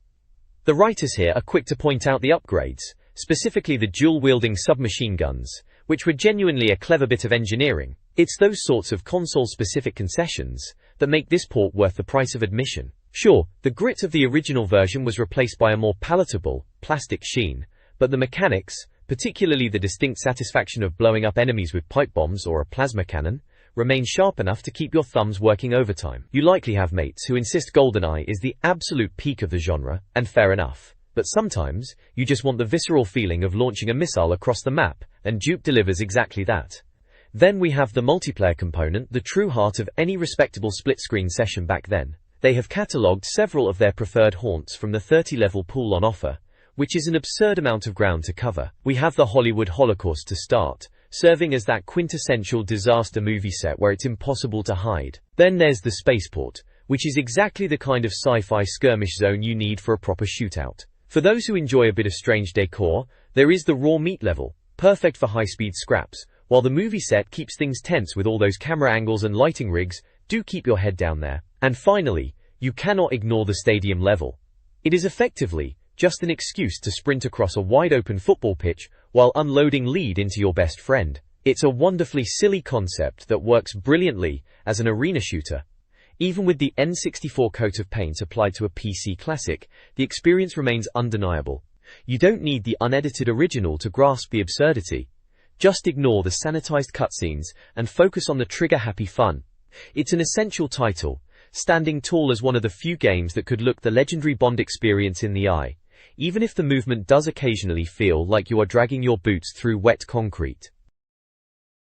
The next page continues the deep dive into Duke's big N64 debut, this time presenting it with a level of seriousness usually reserved for military field manuals. They've laid out tactical strategies for pipe bomb placement and missile launches that honestly seem quite optimistic, considering the gameplay usually devolves into a desperate, bullet-riddled scramble. They describe setting up traps and utilizing the jetpack with the gravity of someone commanding a real squad, which is hilarious when you remember that your primary goal is really just to paint the pixelated scenery with bits of alien entrails. It is essentially giving professional military advice to someone playing a game about a cigar-chomping action hero. The real meat of the page, however, addresses the elephant in the living room, the controls. Specifically, the Turok or not debate, which remains the quintessential struggle of any N64 gamer in this era. We were essentially being asked to translate precision keyboard and mouse sensibilities onto a three-pronged plastic fork that was clearly designed by someone from a different dimension. The explanation of the controller layout highlights just how awkward it felt. Playing this was akin to trying to perform surgery while wearing winter gloves. They aren't sugarcoating it either.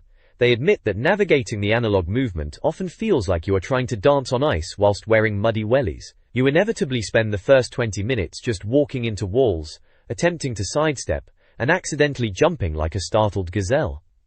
Yet, despite the inherent awkwardness of playing a high-octane PC shooter with a joystick that required the grip strength of a mountain climber, the review remains surprisingly grounded and fair. There is an appreciation here for the sheer scale of the conversion. Cramming 28 levels onto a cartridge in 1997 was a feat that earns respect, even if the rougher edges of the original title were scrubbed clean for the Nintendo crowd. The reviewers acknowledge the sacrifice made in the transition but correctly identify that, beneath the slightly muddy textures and the contortionist-level controller gymnastics, the essence of the experience survives intact. At the end of the day, you weren't firing up Duke Nukem 64 to admire the subtle nuances of its engine. You were there because you wanted to play two-player co-op or engage in deathmatches, even if you had to retrain your brain to do so. It remains a bizarre, brilliant slice of mid-90s gaming, a title that looked completely out of place in a catalogue full of Mario and kart racing, yet held a peculiar, violent charm that kept us playing well into the early hours.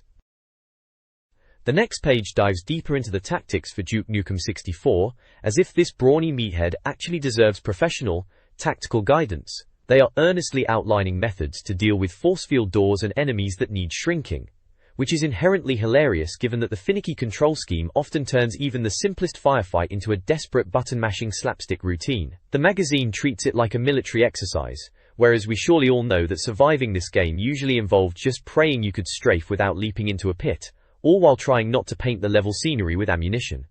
That 86% verdict score sitting at the bottom, it is honestly quite generous for such an unpolished affair. While the conversion earns a grudging hat tip for squeezing this amount of sheer carnage onto a single cartridge and credit where it's due, sneaking through vents as a rodent was a distinct pleasure. It sits there, red-faced and aggressive, entirely at odds with the colourful Nintendo aesthetic surrounding it. It is akin to rocking up to a fancy gala in full battle armour. Out of place certainly, but difficult to ignore. Those multiplayer modes are where the longevity hid. Sure, taking on the campaign or deathmatching a mate is a fine time, provided your opponent also invested the necessary 3 hours required to wrangle that stubborn analog stick. It offers a type of raw, unfiltered machismo that the system was largely shielded from at the time. It lacked the elegance of GoldenEye, which, let's be fair, cast a massive, suffocating shadow over every other shooter. But Duke brought a sleazy, rude attitude that had its own peculiar draw. It was unrefined, at times completely infuriating to look at, and arguably played worse than the PC original. Yet it satisfied that deep-seated urge to blow up space aliens with a rocket launcher, which is sometimes the only criteria that really matters when you're 12 years old on a Saturday afternoon. As for the right side of the spread, it is simply a pricey Datal advert for their action replay cartridges, enticing you to pay a small fortune just to cheat your way through games you clearly weren't patient enough to beat on your own. Absolute robbery, really. This page pivots from the violent, sweaty business of crushing aliens to a bizarre little diversion known as Chameleon Twist. It's a classic case of an experimental title attempting to find its feet in the early days of 3D platformers. You'll recall that distinctive yellow chameleon, with the preposterously elastic tongue, essentially a giant sticky measuring tape, with a penchant for eating things it really shouldn't. The magazine guides us through the mechanics with the sort of earnest dedication reserved for rocket science, though we all know the truth. Wrestling that analog stick to properly aim your tongue was often like trying to perform surgery while on a roller coaster. It's quaint reading the tips on pole vaulting, where the guide suggests you can swing about with the elegance of a gymnast. Let's be fair, it was usually more of a desperate, flailing mess that miraculously ended in you clinging to the edge of a platform by the skin of your teeth. Credit to the developers for attempting a movement-heavy gimmick, but there was an inescapable, clunky charm to the whole endeavor that defines much of that specific 1997 era. You were tasked with clearing out bugs, solving puzzles involving moving books, and occasionally shooting billiards with your face. It was undeniably weird, but it had heart. The magazine, to its credit, isn't afraid to address the elephant in the room, the camera. They rightfully label it dismal, which was really the true final boss of almost every third-party 3D platformer on the system. You'd be lining up a jump in Antland, or trying to negotiate the sands of the Mii Desert Castle, only for the view to jerk away at the most inconvenient moment, leaving you staring into a void of texture-mapped nothingness. It wasn't exactly refined, but the bright, clean visuals at least made the struggle a colorful one.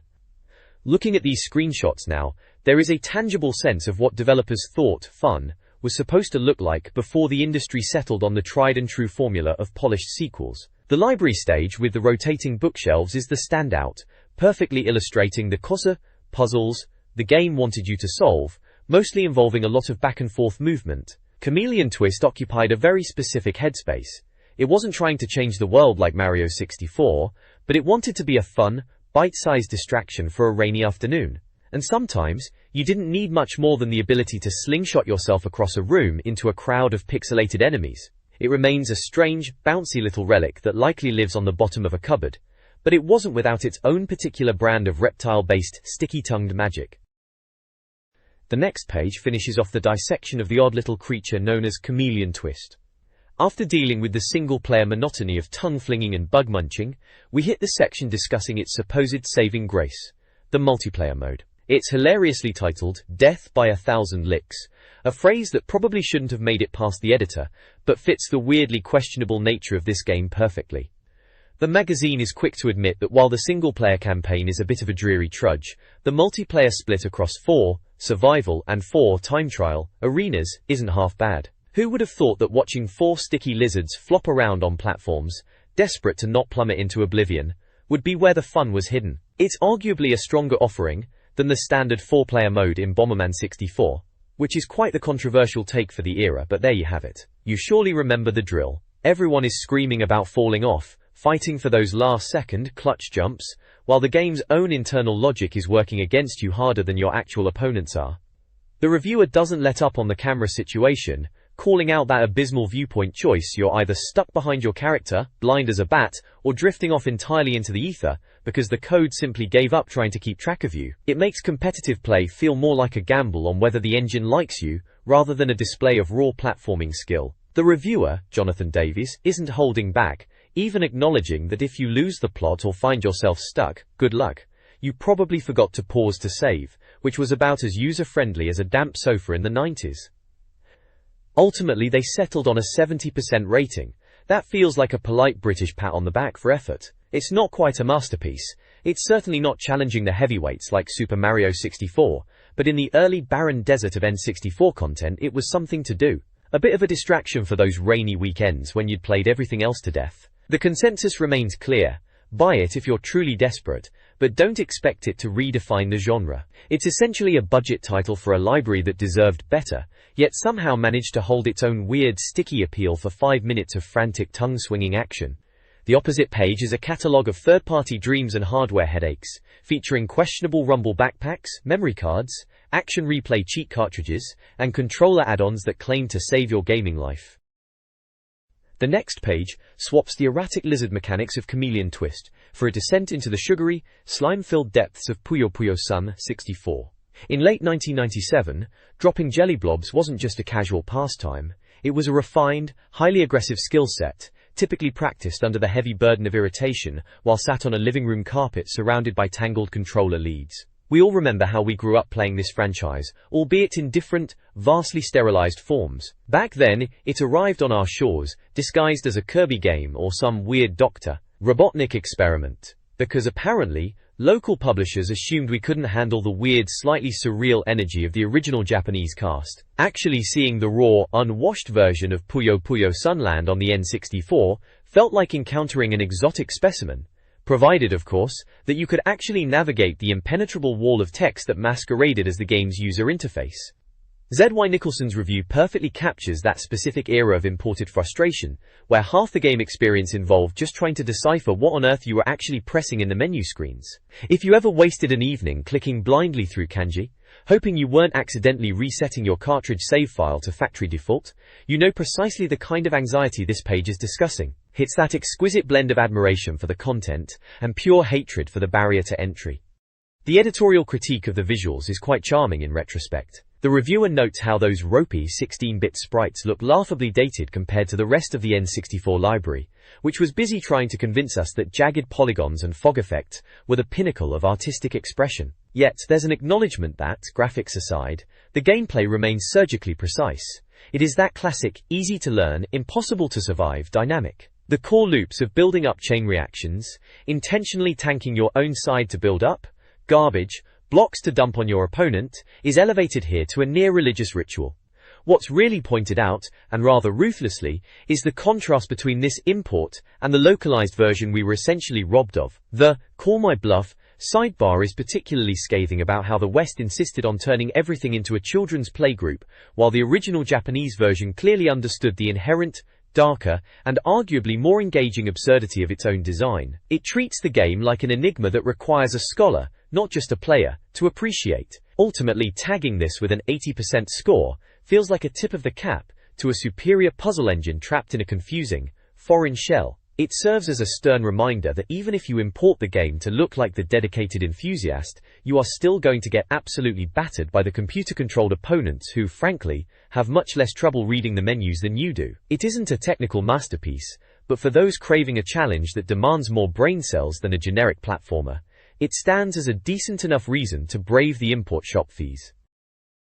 Next we have J-League 11 Beat, a title that promises the thrill of the pitch but delivers a sporting experience best described as tactical agony. It really captures the distinct malaise of the mid to late 90s import scene, where spending an obscene amount of hard-earned cash to play a foreign football title often resulted in profound, stinging disappointment. We all recall the days when Japanese sports titles on the N64 were often lauded by enthusiasts purely for existing on the console, but as this review cruelly points out, simply possessing a J-League license doesn't magically grant you a quality product.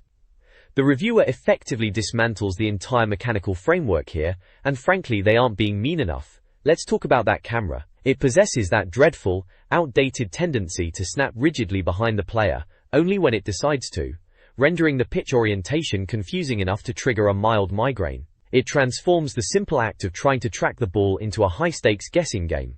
And the movement.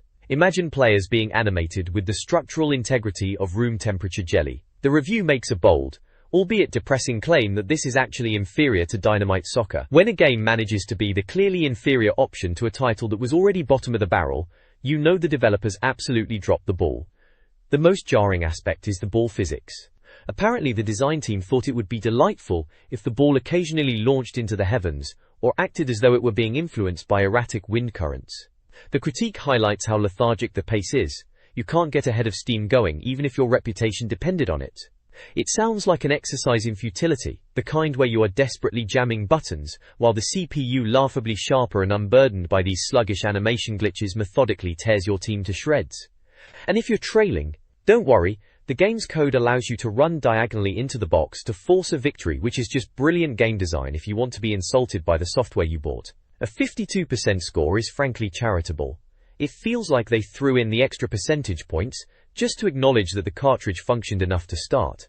As for the opposing side of the spread, the advertisement peddles gamester accessories, featuring N64 steering wheels, controllers, and tremor packs. It is the sort of superfluous plastic tat destined to be abandoned in a spare room cupboard. If you were hoping to get your fix of digital football, you would be better served watching the grass grow on a cold, rainy Tuesday in Stoke than engaging with this mess.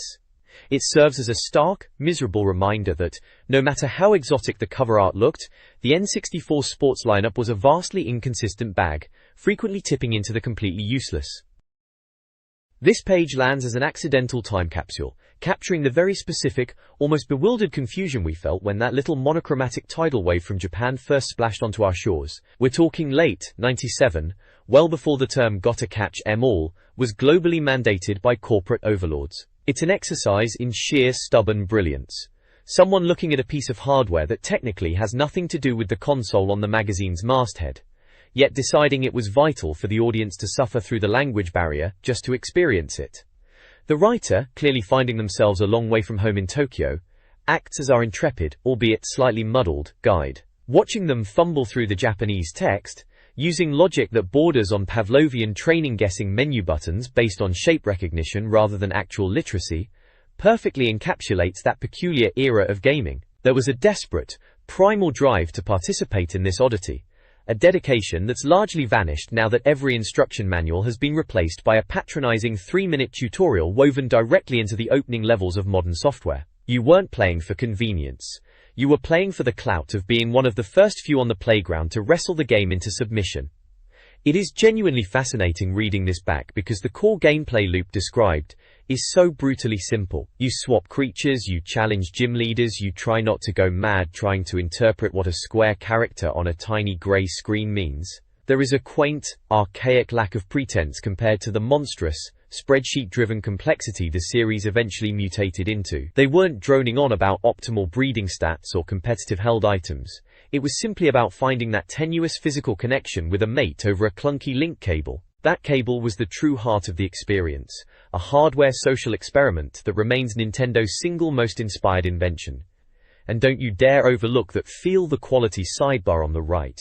It acts as a polite, heavily muted warning of the retail infection about to strike. Those grainy pictures of crowded shelves packed with keyrings, figures and merchandise. That was a terrifying preview of a lifestyle brand waiting to devour the savings accounts of every unsuspecting parent in the UK. At the time, glancing at that snapshot of store shelves sagging under the weight of plastic tap probably felt interesting, perhaps even quaint. Little did we know those rows of licensed fluff were a vanguard set to colonize every single toy aisle from here to eternity. Lastly, there's that popularity chart, which serves as a blunt reminder that humanity, when left to its own devices, will immediately default to picking the creature with the highest cuteness coefficient.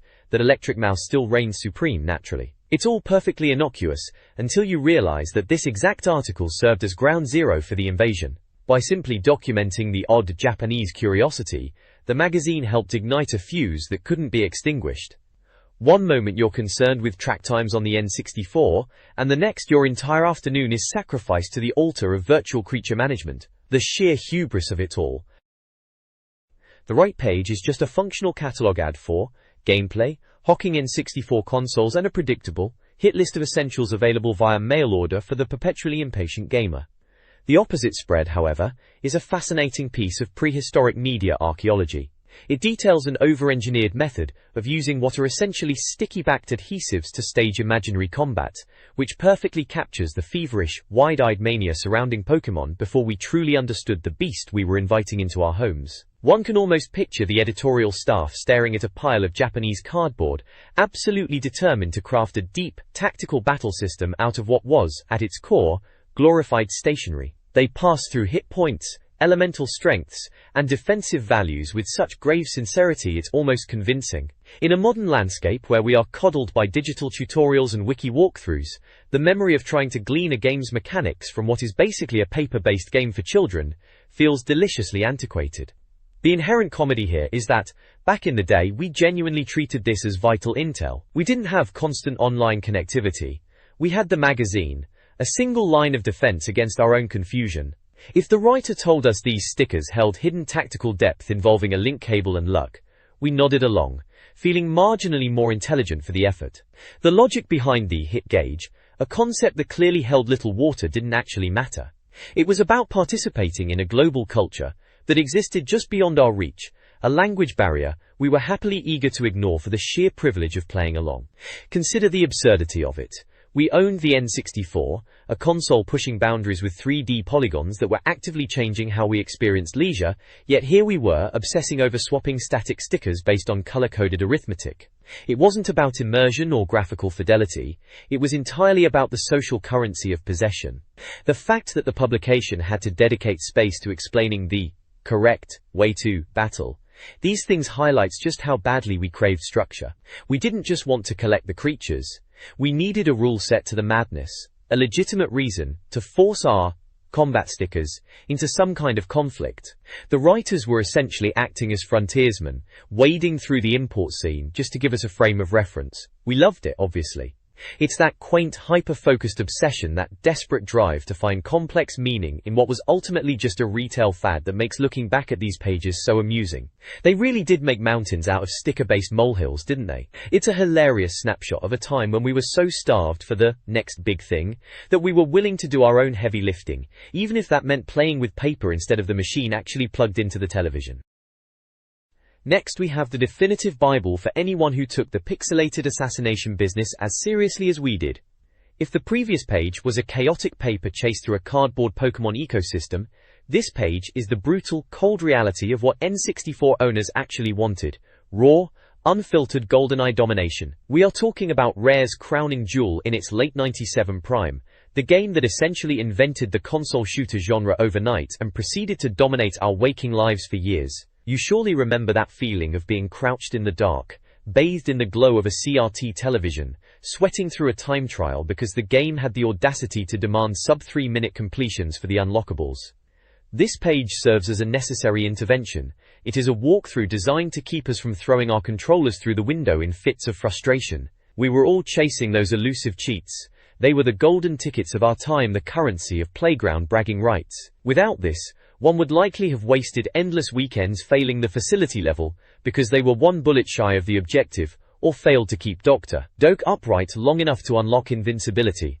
The audacity of Rare to bury their most enjoyable modes behind time-gated requirements was legendary. It turned what could have been a relaxing Sunday afternoon into a stress-inducing tactical sprint that required perfection. Take the DK mode listed here for instance. A seemingly benign bit of fun that turned every character's cranium into a bloated caricature, transforming the intensity of the game into a bizarre comedy. But the game didn't just give you the absurdity, you had to work for it. This magazine, much like a seasoned operative passing intel, provides the shortcuts needed to get through these levels before the internal timer hits red. And paintball mode? It feels entirely archaic now. Yet at the time, seeing a smudge of color appear on a wall was considered groundbreaking visual feedback. The guide simplifies the process of achieving these goals down to their absolute bare essentials. It's concise, ruthless and devoid of the fluffy, conversational filler we've come to expect from modern tutorials. The aesthetic on the page is pure 007 elegance. That striking image of Bond pointing his sidearm with the laser sight beam cutting through the gloom of the page perfectly captures the visual tone of the title. It was sleek, professional, and felt incredibly sophisticated compared to the vibrant platformers crowding the rest of the library. It's hard to overstate just how essential this specific information was.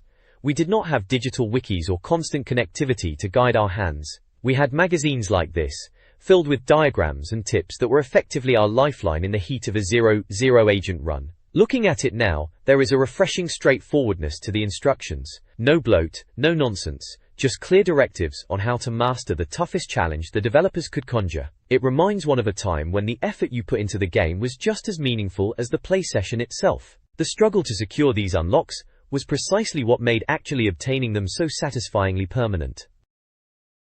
The next page continues this masochistic march through Rare's list of high-speed demands. If the opening set of levels provided a warm-up, these remaining objectives feel like a deliberate test to see exactly how much pressure the average gamer could withstand before losing the will to live. It is almost amusing how nonchalantly this page treats the ordeal of running the control level in under 10 minutes. Even without the constant hail of lead and the recurring nightmare of watching Natalia stand still while being turned into Swiss cheese by elite guards, the sheer navigation of that facility was a mental chore.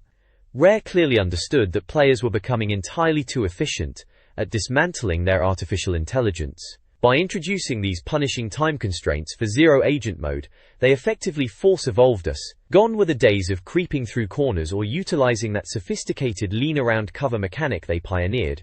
This is about full-tilt sprinting. It is a cynical way to play, turning the world's most advanced secret agent into an unhinged track athlete who has completely forgotten the secret, part of their job description. The instructions provided here are blissfully cold, serving as the ultimate companion to the most stressful Sunday afternoons imaginable. They treat you with the assumption that you are capable of holding a thumbstick steady under duress. Whether you were tackling the snowy misery of Surface 2, dealing with the depot in record time, or struggling through the cradle, there is no fat on these descriptions. There is an unspoken understanding that if you fail to reach that objective timer, it is entirely on your shoulders. You could not blame the game, nor the lack of guides. Everything you needed was right here, in these print columns.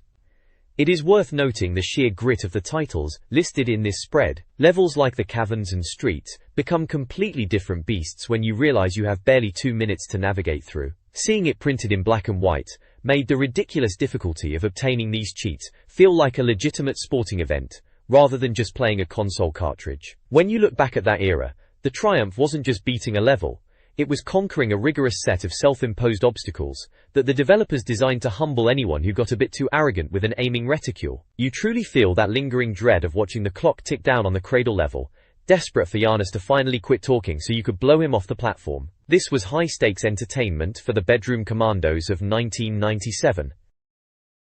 This page finally addresses the two monumental hurdles that separated the weekend warriors from the genuine article, the Aztec and Egyptian levels. It is quite endearing, really, how these guides maintain an air of clinical detachment, as if navigating the Aztec complex under 080 agent conditions isn't the absolute pinnacle of digital sadism. Rare really knew how to cultivate a love-hate relationship with their fanbase. When you look at the strategy offered for Aztec, particularly the bit about wrangling with Jaws and his infinite reserves of bullet-absorbing grit, the advice is sensible on paper but infuriating in practice. Everyone remembers spending half an hour pinned behind those pillars in the main room, frantically hoping for an opening, praying for the artificial intelligence to glitch in your favor. Rare essentially taught an entire generation of players how to treat a video game with the analytical, clinical approach of a bomb disposal expert. You weren't just playing, you were deconstructing their logic traps one failure at a time. Moving to the multiplayer GoldenEye map breakdown, this segment serves less as a tip guide and more as an intervention for the aggressive sniping rampant in every living room across the nation. Providing the specific coordinates for the golden gun was dangerous intelligence to print. It basically ensured that matches would no longer be a test of movement or skill, but a frantic dash to see who had read the guide most thoroughly. Those of us who actually used this information became the house villains instantly, clutching the one-shot kill weapon while everyone else scurried about in the tunnels of the caves or the stairwells of the library, hoping to land a lucky headshot before getting disintegrated. The guide for the Egyptian level and the showdown with the resilient Baron Samedi rounds off this experience. Reading the instructions now, there is a refreshing simplicity to them that feels almost naive compared to how impossible it actually felt to finish. You were supposed to calmly step around his regenerating form, popping rounds into him while juggling the mission objectives, all while trying not to fall to pieces under the pressure of having everything reset if you mistimed a strafe. Finally, the inclusion of the character guide serves as the ultimate admission of how brokenly brilliant the balance in the game actually was, acknowledging that picking specific avatars, most notably the short, aggravatingly small target that is Oddjob gives a tangible advantage, is the game's secret language. It turned multiplayer into a playground where game design flaws were essentially treated as metagame tactics. You didn't just play to shoot, you played to exploit, to shrink, and to hold your position with ruthless, calculated efficiency. This guide was the tactical manual for every bedroom operator attempting to master the most tense, frame-rate-stretching firefights of the year. The next page is essentially a stern, necessary warning to any parent wandering into a toy shop during the 1997 holiday rush, with dreams of being the hero of Christmas morning. It's titled, How to Accessorize Your N64, but really, it serves as a public service announcement. Stop trying to cut corners. We've all been there. You turn up at a friend's place for a tournament, and you're forced to endure the absolute ignominy of being handed the Player 2 controller. It's always some horrific, sticky third-party monstrosity that feels less like a precision instrument and more like a piece of kit discarded from a Soviet industrial accident. Let's be honest about the pretenders listed here. The SpookPad, which rightly gets hammered in this review, is a fantastic example of a manufacturer assuming that just because they could bolt buttons onto plastic, they actually should. Describing it as a spawn of Satan feels like an understatement when you recall the sheer stubbornness of the analog stick and the way the buttons had all the travel of a brick wall. It's fascinating to look back at these, seeing exactly how the third-party market struggled to replicate what Nintendo managed with that iconic three-pronged beast of a design. These competitors tried to sell us innovation, usually defined as adding turbo fire switches or questionable hand grips, but in practice it was just cheap plastic designed to fall apart in your palms. Take the SharkPad Pro or the LX4 controller for example. These things look like they were designed by people who had heard of a human hand but never actually seen one in the wild. The critique regarding the ergonomics prongs digging into the flesh or awkward weight distributions is completely spot on. When you were deep in a session of GoldenEye or struggling through the ice in Super Mario 64, you didn't want a modern alternative, you wanted a device that stayed out of your way. These peripheral makers were betting that extra features like autofire would dazzle parents. Spoiler, they didn't. Autofire usually meant you emptied your ammo clip before you could aim at anything worth hitting. The only item that manages a shred of dignity here is the Arcade Shark, but even then, the design flaw of having poorly placed triggers means you'd be crippled playing anything requiring nuanced control. It's an easy trap for a confused shopper to fall into, picking up a bulky-looking alternative that claims to be pro, but the magazine gets the verdict right every single time. Seeing the official Nintendo controller awarded the top spot is refreshing. We knew it, and they knew it. Despite the naysayers mocking the three-prong setup, it remains the standard for a reason. Even with that notorious analog stick that tended to drift into oblivion after enough marathon sessions of Mario Kart 64, nothing else felt remotely as intuitive. This review page serves as the final, absolute truth for every player of that era. Stick with the manufacturer, ignore the compatible junk, and for the love of everything, don't let your friends play on the knockoffs. Next we have a collection of plastic trinkets designed to empty the wallets of any gamer, convinced that a steering wheel or a gadget for cheating will turn them into a gaming deity. It is the classic peripheral trap. Buying an oversized accessory thinking it will grant you the winning edge in Diddy Kong Racing, only to find it sits on your shelf collecting dust for the rest of eternity. Let's be honest, steering wheels in the late 90s were often glorified plastic gimmicks. Most people were desperate to feel like they were sitting in a genuine racing cockpit, rather than slumped on a beanbag in front of the TV. The V3 steering wheel is a prime example of good intentions hampered by awful execution. Those pedals have all the structural integrity of a wet paper towel. It tries to be the serious driver's choice, but you will spend more time adjusting your posture to stop the thing from sliding across the floor than you will actually drifting through turns. Then you have the Game Master wheel, which possesses the infuriating quality of creating a central dead zone so wide you think it was actively working against you. The Logic 3 is arguably the only piece of hardware here that manages to be functional without feeling like it was slapped together by a disgruntled factory worker. If you have any intention of playing Automobili Lamborghini, just stick with the controller and save yourself the frustration of fighting hardware that just refuses to cooperate.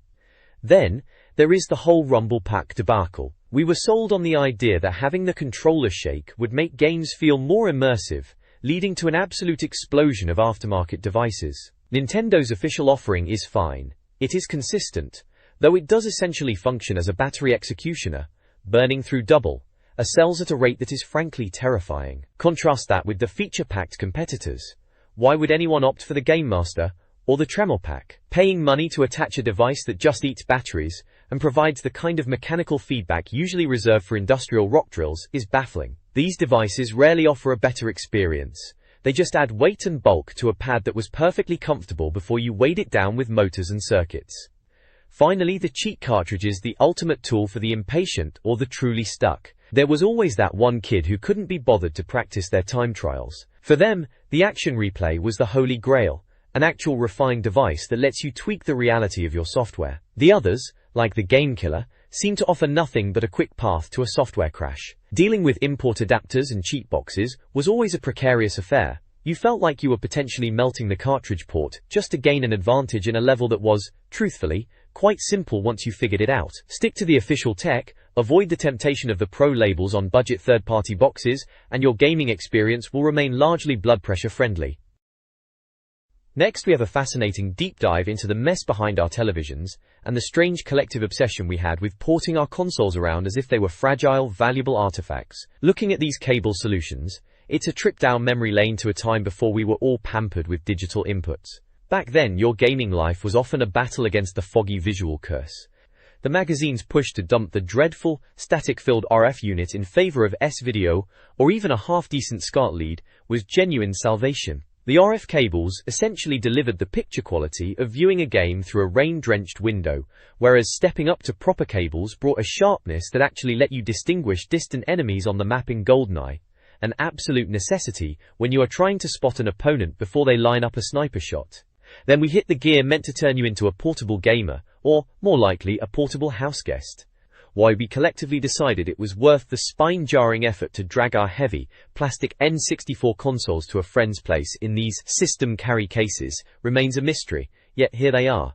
It's peak late 90s consumerism, branded nylon sacks that effectively broadcasted, "Yes, I own the machine, stop making excuses about who brought it." They look hilariously prone to zippers bursting at the most inconvenient moment, scattering game packs all over the pavement, but they felt like vital infrastructure for the couch co-op enthusiast.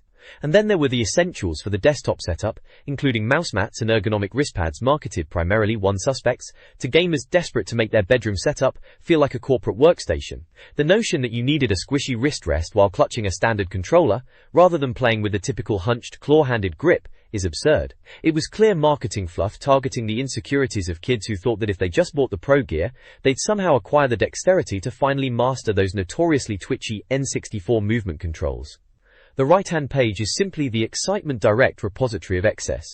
It's a vast, dizzying inventory of steering wheels, expansion memory, and endless piles of third-party controllers.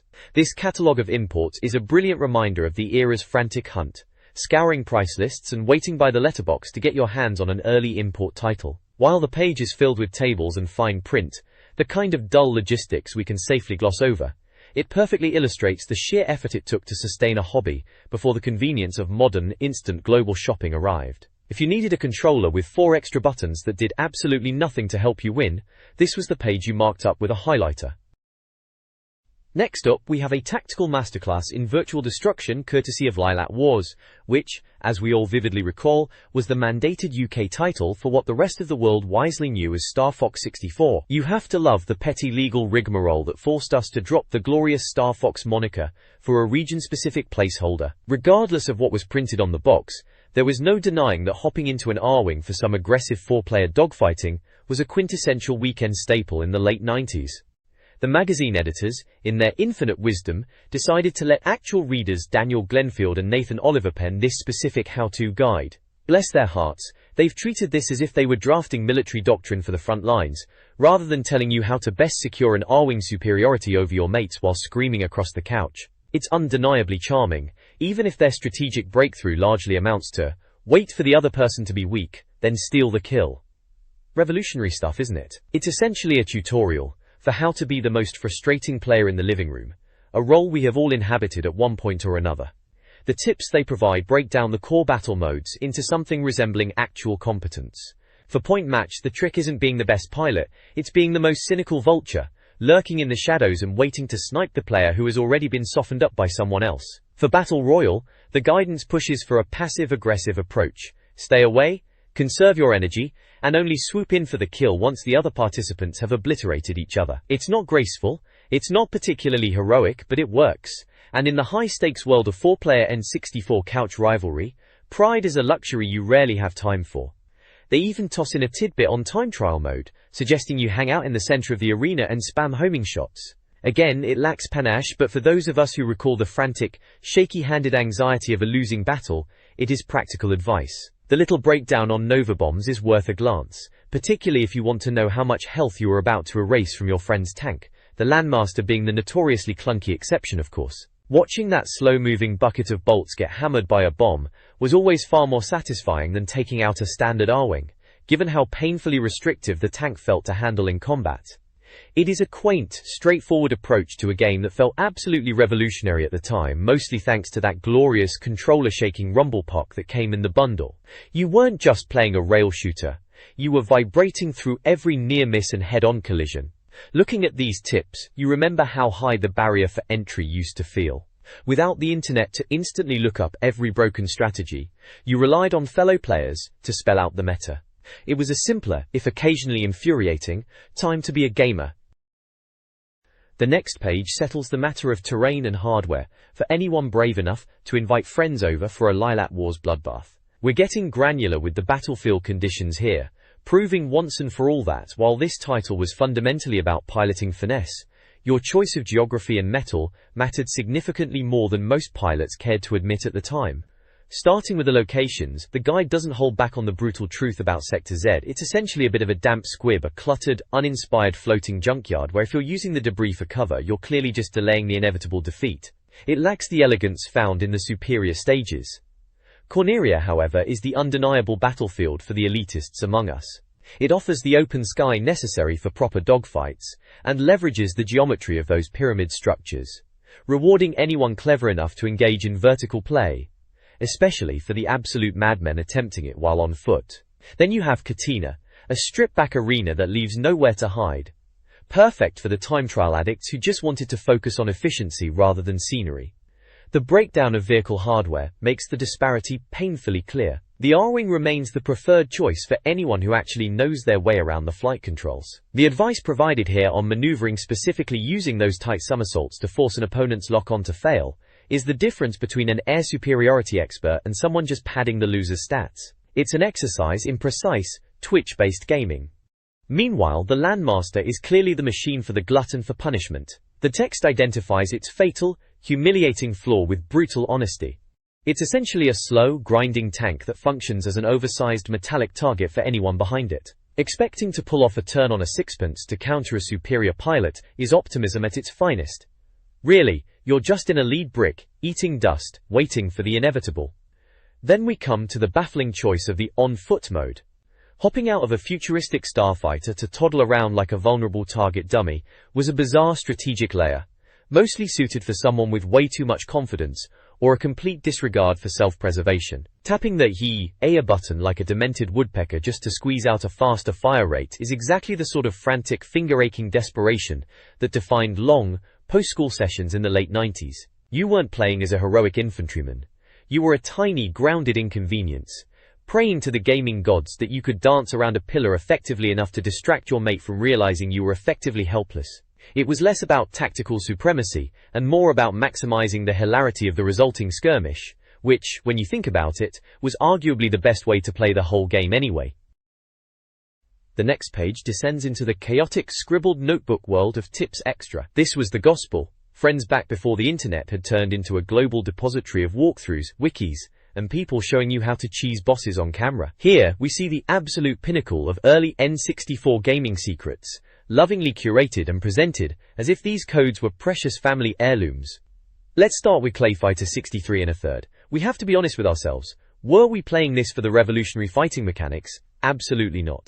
We were playing it to see exactly how ridiculous the characters were. Punching in directions on the D-pad to unlock the likes of Boogerman and Sumo Santa feels like performing a perverse ritual, but it was entirely worth it. There's something undeniably amusing about the sheer dedication it took to memorize those directional inputs, just to control a character whose aesthetic choices make a teenager's fever dream look normal. Dr. Killin?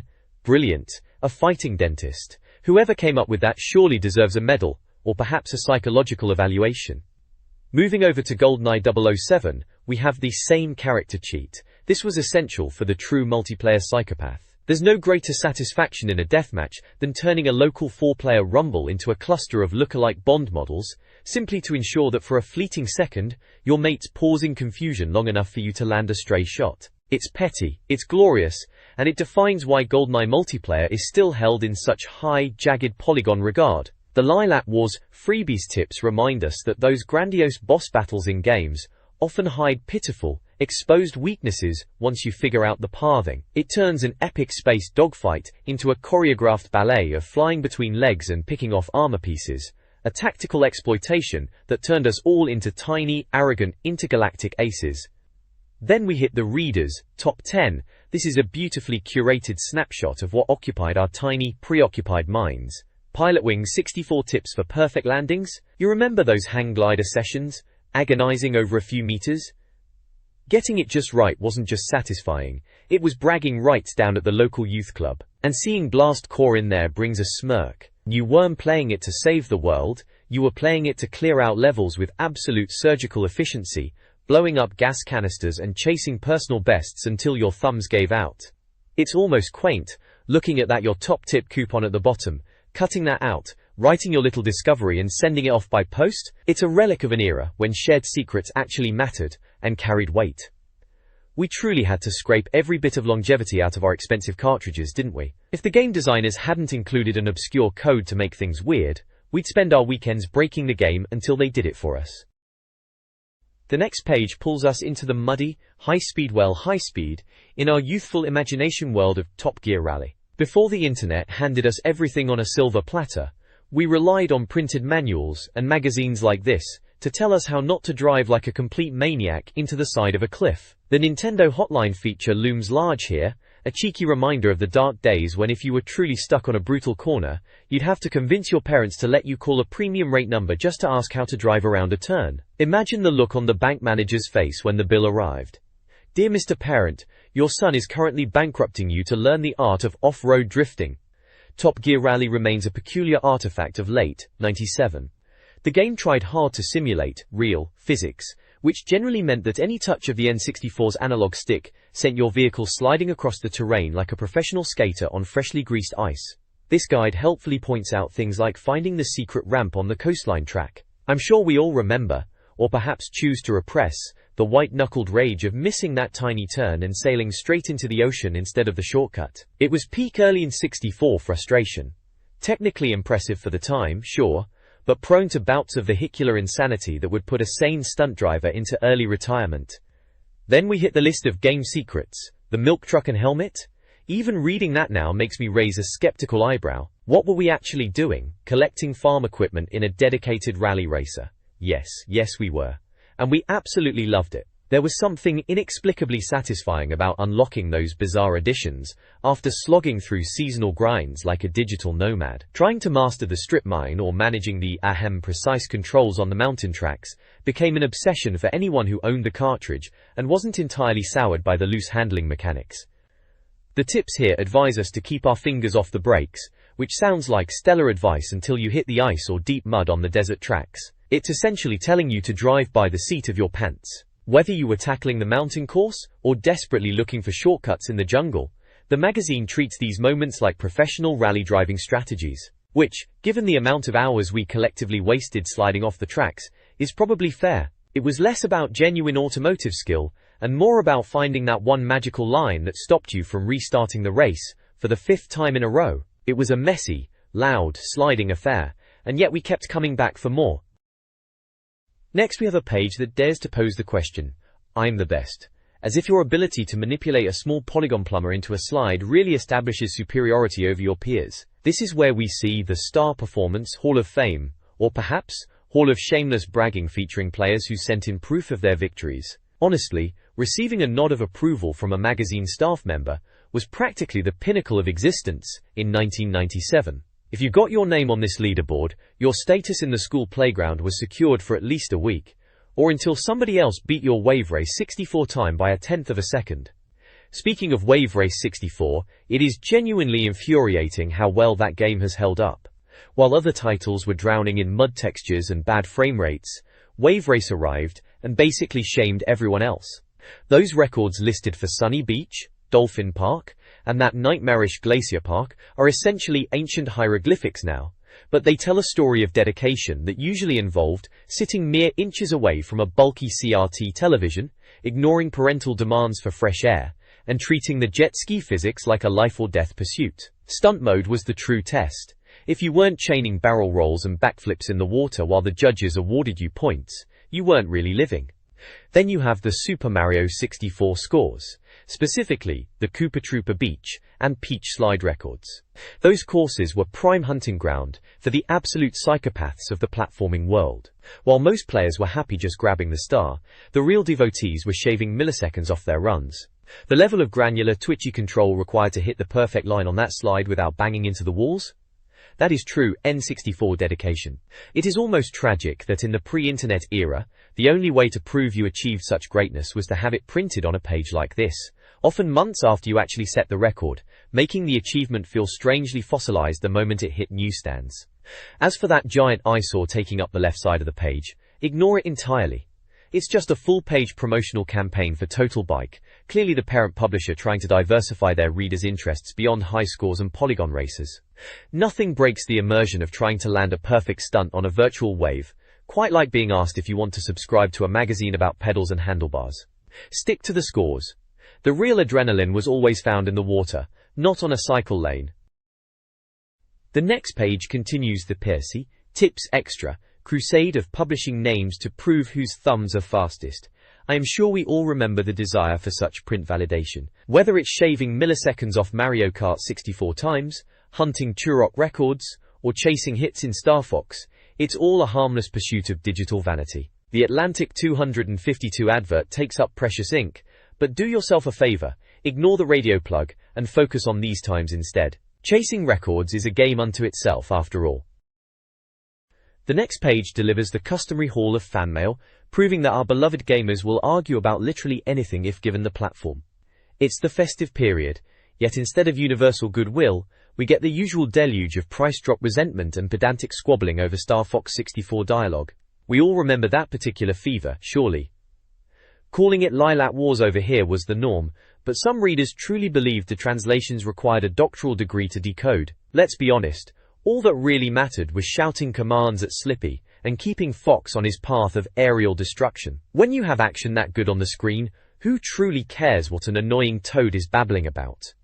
Then there's the blast core palaver. Readers picking apart frames of those screenshots in search of phantom vehicles is the hallmark of a generation starved for details, but blessed with keen, albeit obsessed, eyes. We all remember Rare, they had us in a vice grip in '97.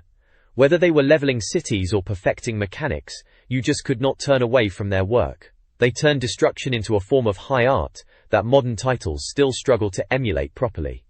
The tone of the replies from our editors is pricelessly dry, a quintessential approach for the time. They are not there to coddle anyone, they are there to remind you that your letters are being judged, filed, and occasionally skewered. That particular brand of blunt, cheeky office culture defined these magazines. You either wrote in with something clever or substantial, or you risked ending up in the pile of forgotten thoughts, dismissed with a quick witty retort from the staff. We must also address the absolute folly featured in the Kawa, Pitamok, section. Cricket 64? The audacity to suggest such a sport, when we had masterpieces like Super Mario 64, providing infinite wonder, is frankly staggering. It serves as a stern reminder of just how desperate dreamers were to fill the N64 library back then. You see pitches for concepts like Mario Kart, implying we need to force comedy characters into high-speed races, and you start to appreciate just how high the stakes felt in this era. It was a golden age, even if the mailbag occasionally got clogged with pitches that would have put any sensible gamer to sleep faster than a repetitive boss battle. At least the editors had the good sense to keep things snappy, burying the dullest ideas so we could get back to worrying about our controller stick condition and crushing high scores. Next we have a truly glorious display of amateur engineering in Genkala, Invention Corner, where fans attempted to solve problems that frankly didn't exist, with all the grace of a brick through a window. The clear highlight is the Virtual Rumble Pack, essentially a head-mounted accessory. Yes, because when you're deeply immersed in a session of Super Mario 64, the one thing clearly missing from the experience is having a motor shaking your cranium like a paint mixer. It's charmingly unhinged. Then there's the IU Gripper Pad, for sweaty-handed players who were clearly pushing their thumbsticks too hard. It's almost cute to look back at these, seeing players desperately trying to ergonomic their way out of a standard controller's inherent, decades-old design flaws. As for the letters section, it is business as usual, people treating video game localization and dialogue as if it were a high-stakes geopolitical conflict, correcting Tonbridge spellings. Seriously, we had these absolute titans like Mario Kart 64, which, let's be fair, consumed nearly all of our free time in 1997. And yet these people chose to focus on correcting editorial geography and punctuation. They debated specific dialogue phrasing as if they were parsing ancient Sanskrit, rather than code generated for a Japanese console port. It just proves that we didn't have the constant noise of the internet back then. If we didn't like something, we grabbed a pen, a stamp, and decided to bother the magazine editors with our trivial burning desires for precision. The Prenton Zide, so tell me this, Warrington Zide Gord, column captures the real throbbing headache of the hardware era. The confusion regarding the 64DD, which remained the fabled, almost mythological phantom of the N64 era, is palpable. Readers were perpetually pining for import hardware, desperate to get their hands on releases that hadn't reached our pal shores yet. That specific frustration, wondering if a controller, a rumble pack, or a cartridge would even work once plugged into a local console, was a rite of passage for every kid who wanted the best gaming experiences before their classmates. The editors are at their absolute peak here, brushing off questions about technical specifications with such a breezy, dismissive arrogance. They knew they were the ultimate gatekeepers of information, and they clearly relished that power. It's a snapshot of a community clinging to every morsel of information. We weren't just reading magazines, we were waiting for the next blockbuster, like GoldenEye or Lilac Wars, to dictate our entire social calendar. Those were sharp, direct times, arguably much cleaner than today's digital clutter, even if we were all a bit dangerously obsessive about how our gaming peripherals functioned. You read this, and you realize that even without the hyperconnectivity of the modern age, the collective passion and pedantry of the gaming audience was already firing on all cylinders. This page is just a glorified contact list for desperate import dealers, catering to impatient gamers who couldn't stomach the agonizing wait for local, officially released titles. The next page is a relentless sales pitch for subscriptions and back issues, bundled with a tantalizing, mysterious teaser about uncovering the legendary development wizards working at Rare. Next we have the sort of page that actually held real, tangible power for a teenager, with 20 quid burning a hole in their pocket. Before the internet became a vast, chaotic archive of walkthroughs and user reviews, this printed directory was essentially the gospel. If the magazine said a game was worth your time, you listened, and if they claimed it was absolute rubbish, you steered well clear of that section of the shop floor. It is worth noting the incredible divide in quality displayed here. The 1997 gaming landscape was an utter gamble. Look at the highs and lows. At the top of the food chain, we have the undisputed champions of the era. GoldenEye 007 sitting pretty at a 94% rating, and rightly so. That game wasn't just a title, it was a phenomenon that managed to justify the existence of the console, almost single-handedly.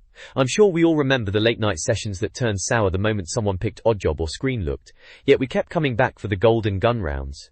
And naturally, Mario Kart 64 sits right up there with 91%. You could argue the rating is almost conservative for something that essentially functioned as a weapon for ruining lifelong friendships with a single well-placed blue shell. Then you descend into the pit of despair, occupied by titles that were clearly pumped out by developers who treated the N64's potential with about as much respect as a cheap plastic raincoat. Take Mortal Kombat Trilogy. The magazine doesn't mince words, handing it a scathing 34%. It serves as a stern reminder that just slapping a famous logo on a game isn't a substitute for gameplay. And honestly, FIFA 64 at 39%, that was the epitome of early polygonal misery. Trying to actually maneuver those players was like trying to steer a ship through treacle, a proper abject failure that managed to make real football look like a tragedy of mechanics rather than a sport. Moving on to the respectable entries, we see some truly innovative gems. Blast Corps sits at 88%, a genius little puzzle title that everyone initially ignored before realizing it was addictive as all hell. Lilat Wars grabbed a 91%, which feels perfectly earned given how it squeezed every ounce of arcade excitement onto the cartridge. It remains one of those few titles that you could play again and again, striving to snag all those medals without losing your mind. Pilotwings 64 held the fort at 89%, proving that just flying about and landing on targets could actually be a polished, technical showcase that really sold the idea of three-dimensional freedom before we all got desensitized to it. The spread of scores here is truly the defining characteristic of this particular time in history. You were living in a world where you could be promised the moon and the stars by a fancy box, only to end up with something like NBA Hangtime, barely squeaking by with a 52%, leaving you to ponder why you spent a week's wages on it. It wasn't a time for the faint-hearted. You had to be a discerning collector, or a very lucky guesser. These directories weren't just lists, they were our shields against utter disappointment. The next page presents us with the quintessential late 90s gaming directory, serving as a reminder that before the internet turned every obscure release into a searchable database, these few square inches of newsprint were the deciding factor in how you spent your pocket money. It is a stark landscape here, effectively separating the visionary masterclasses from the cynical attempts to scrape some loose change out of gullible consumers with a shiny N64 logo. Let us start by addressing the pillars of excellence on display, starting with the heavyweights. Super Mario 64 holds its 96% rating, not by sheer force of popularity, but because it redefined how developers conceptualized 3D space. It remains the gold standard, a testament to what happens when you treat gameplay physics with the reverence usually reserved for religious icons. You also see Wave Race 64 sitting pretty with a 90% score, and it's a perfectly deserved assessment. We have to credit Nintendo for managing water mechanics that actually behaved like fluid, a concept most contemporary developers hadn't yet wrapped their heads around. Riding those waves felt organic, which is more than I can say for some of the dry, sterile tracks you'd find in other racing titles. Then we have Turok, Dinosaur Hunter, coasting in at 91%. You look at it now, and wonder how we survived that subterranean-level frame rate, and the infamous fog that supposedly simulated depth but actually just hid the draw distance limits. Yet in 1997, it was the pinnacle of aggression. Blasting cybernetic dinosaurs with weapons that defy the laws of physics made you feel like you were wielding the future, regardless of the technological shortcomings of the hardware. Contrast that with the truly horrific end of the spectrum. The directory rightfully drags Clay Fighter 63 1/3 down into the dirt with a miserable 24%. It remains one of those cautionary tales of licensed properties that had absolutely no business occupying precious silicon on a cartridge. Then there's Cruisin' USA, trudging along with 34%. It's a tragedy, really. People expected arcade precision, and instead, They were delivered a sluggish, miserable experience that proved arcade perfect on a marketing box didn't necessarily translate to playable entertainment in your bedroom. Between the titans and the refuse, we see the absolute eccentricity of the import scene during this era.